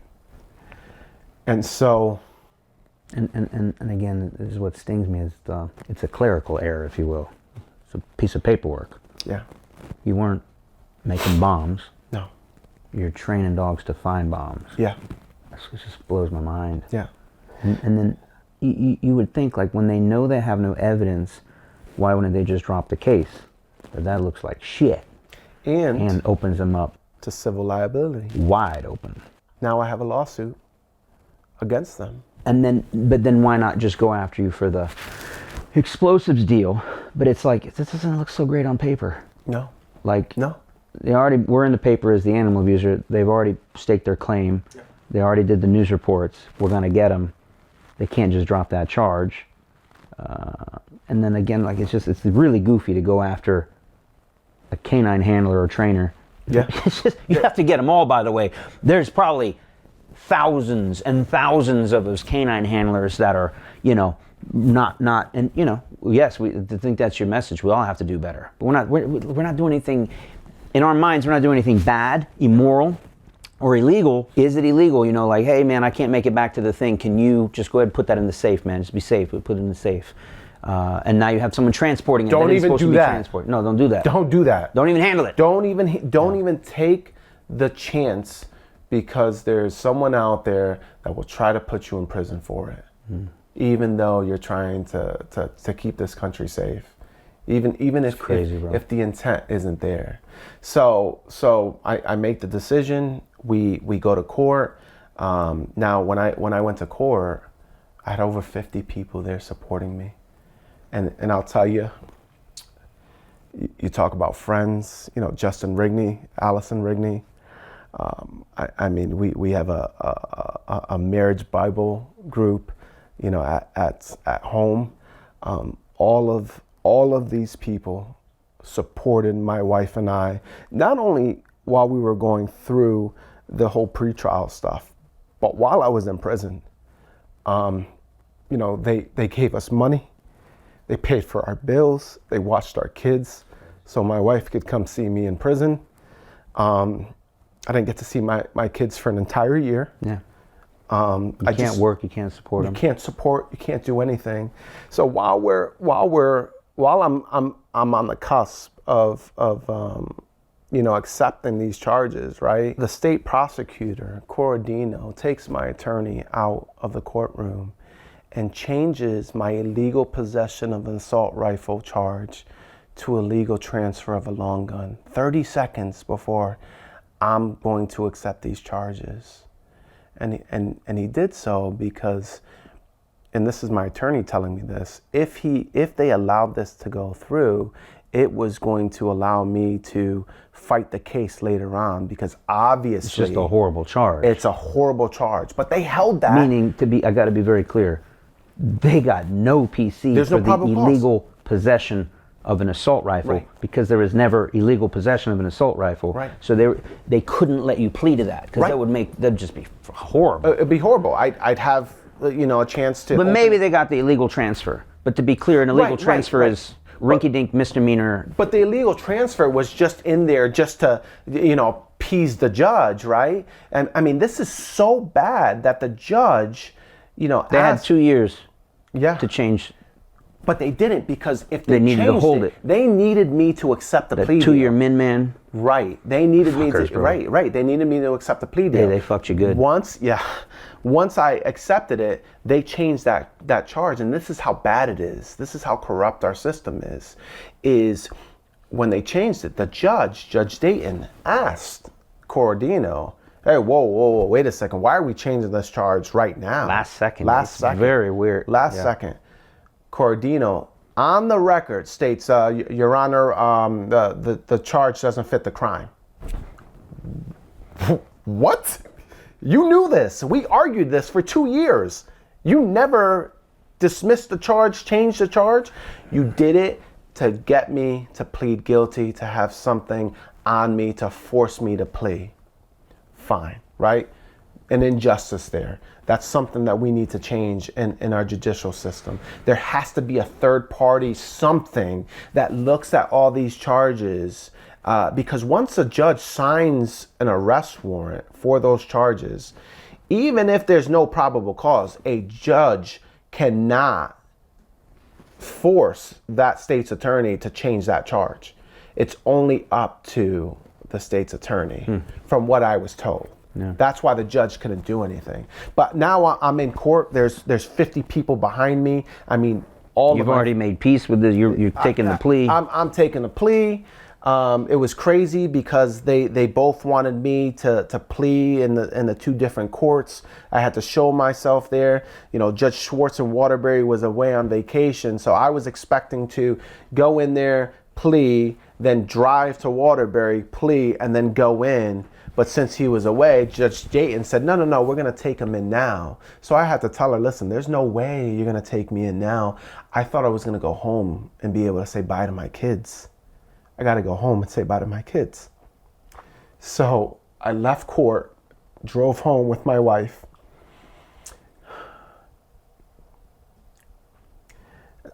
And said bye to my kids,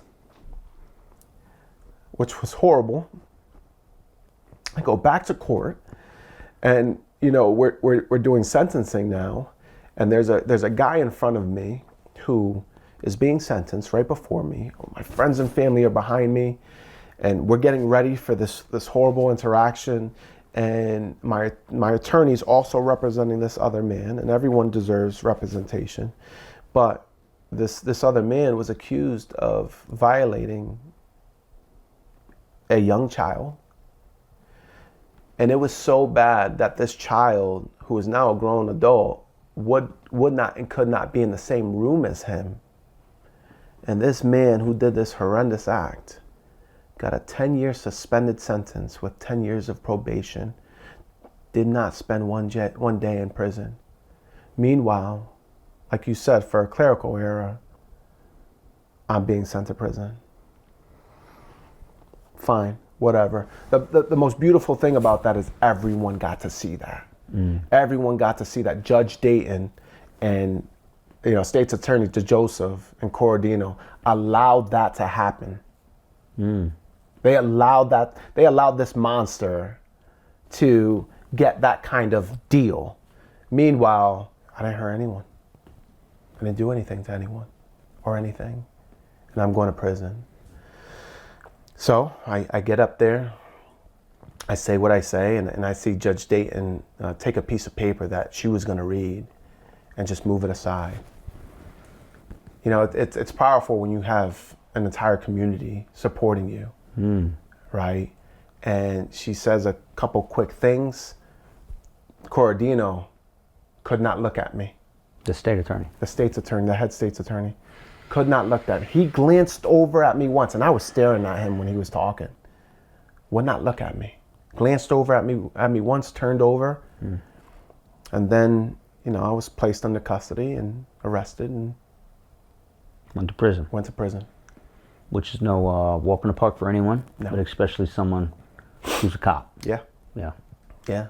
And so, you know, was transferred to Bridgeport Correctional. Spent about a week and a half there in solitary confinement, which by itself, you put any sane person in a room for 23 and a half hours, you'll start to go crazy. I don't care who you are. But I had a Bible, and I read that Bible every single day, as much as I could.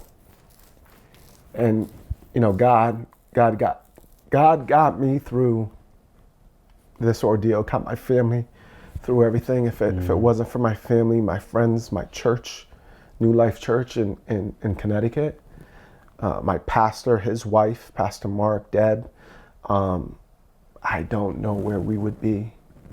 But I spent 6 months in protective custody in Osborne Correctional Institute with other cops and COs, and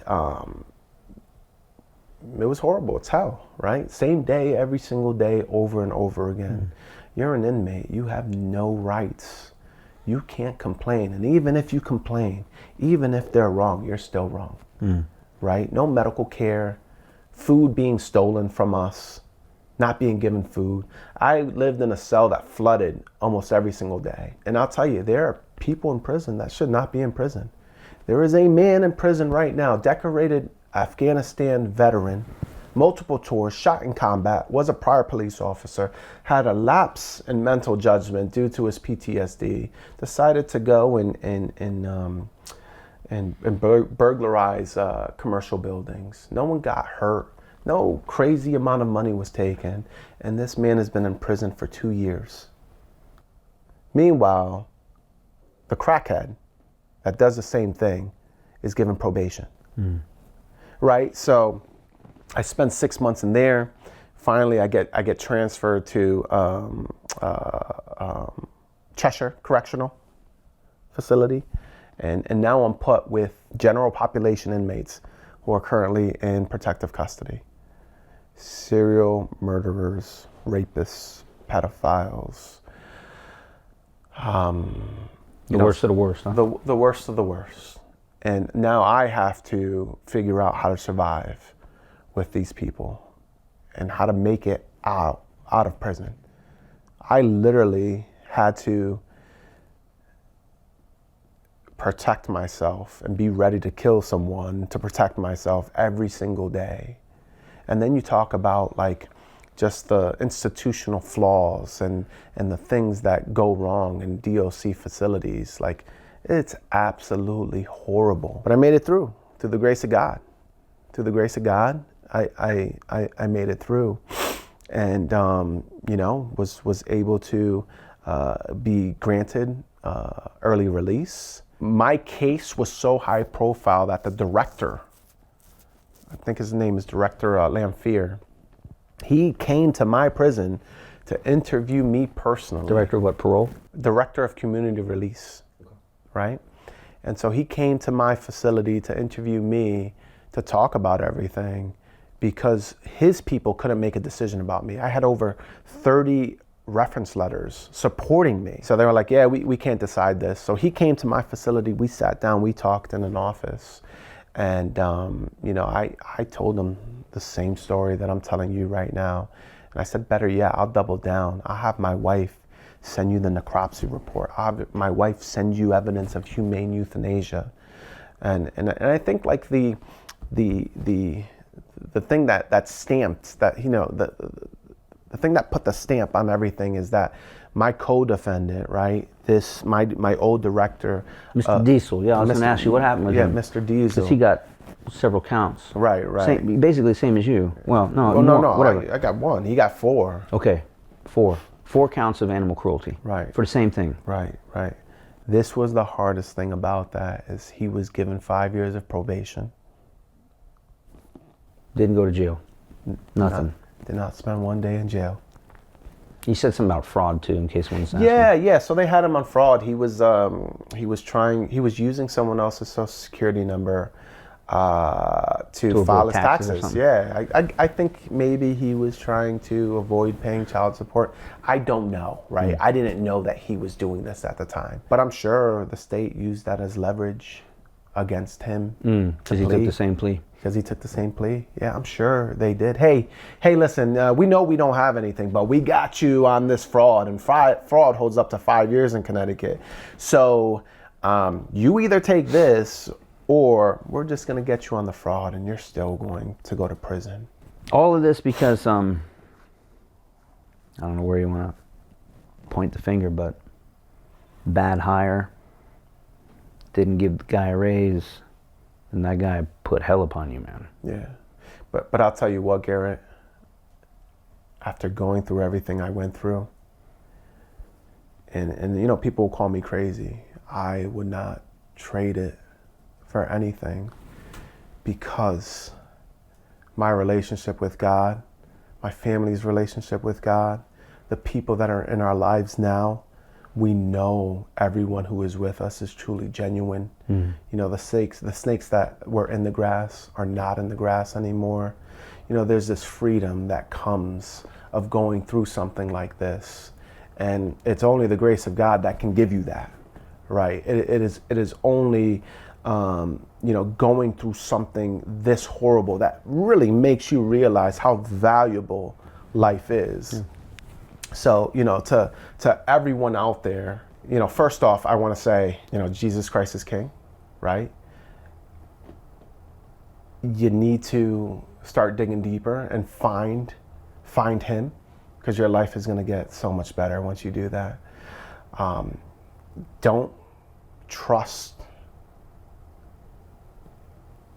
anyone with your life, right? And I'll say, like, you know, if it can put you in prison, that's your life, right? So if you have employees, you know, be very careful. If you're not good at hiring employees, hire someone that's good to hire those employees for you.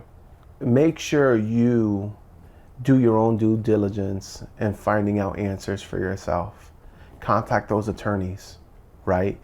Petition the state to make sure that you guys, you law enforcement officers, are exempt, that you're not going to get caught in what I got caught up in.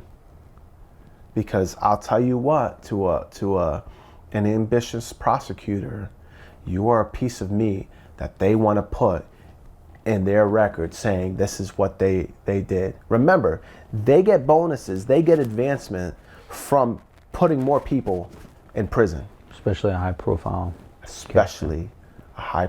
case. And just, you know, appreciate life.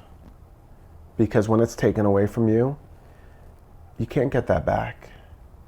You can't. But that being said, I've not been happier than I am right now. My relationship with my wife and my children is the best that it's ever been. I have relationships, you know, we'll talk about Justin again. You know, that guy has been by me since the beginning. Now, of course, I showed him everything, but he made the phone call to me. He reached out. He supported me through everything. And if that's the only friend that I have, that's the only friend that I need. Friends like that, that are gonna be there for you when you go through something like this. And if it hasn't happened to you yet, something will happen to you. So make sure you have that group of people that are gonna be there to support you, that real family element, that real friend group. Because if you have that, and if you have God, you can get through anything. Well, thank you, Dave. Thank you so much for sharing your story. I'm sorry that you had to go through that, but definitely it's great to hear that you're coming out the other side a better person. Yeah. And you're still young, still have a lot going ahead of you. Yeah. Or a lot of life still ahead of you. And thank you so much for sharing your story. Thanks for having me. Folks, you made it to the end. I told you it was a long one, but hopefully it was worth it. This is a wild, wild story. And ultimately, I just want to hear your opinion on it. Give us your comments, give us your feedback. Tell us your side of the story. Maybe you know something about it. Tell us who else you want to see on this podcast. And look forward to seeing you in the comments section. Keep it clean and classy.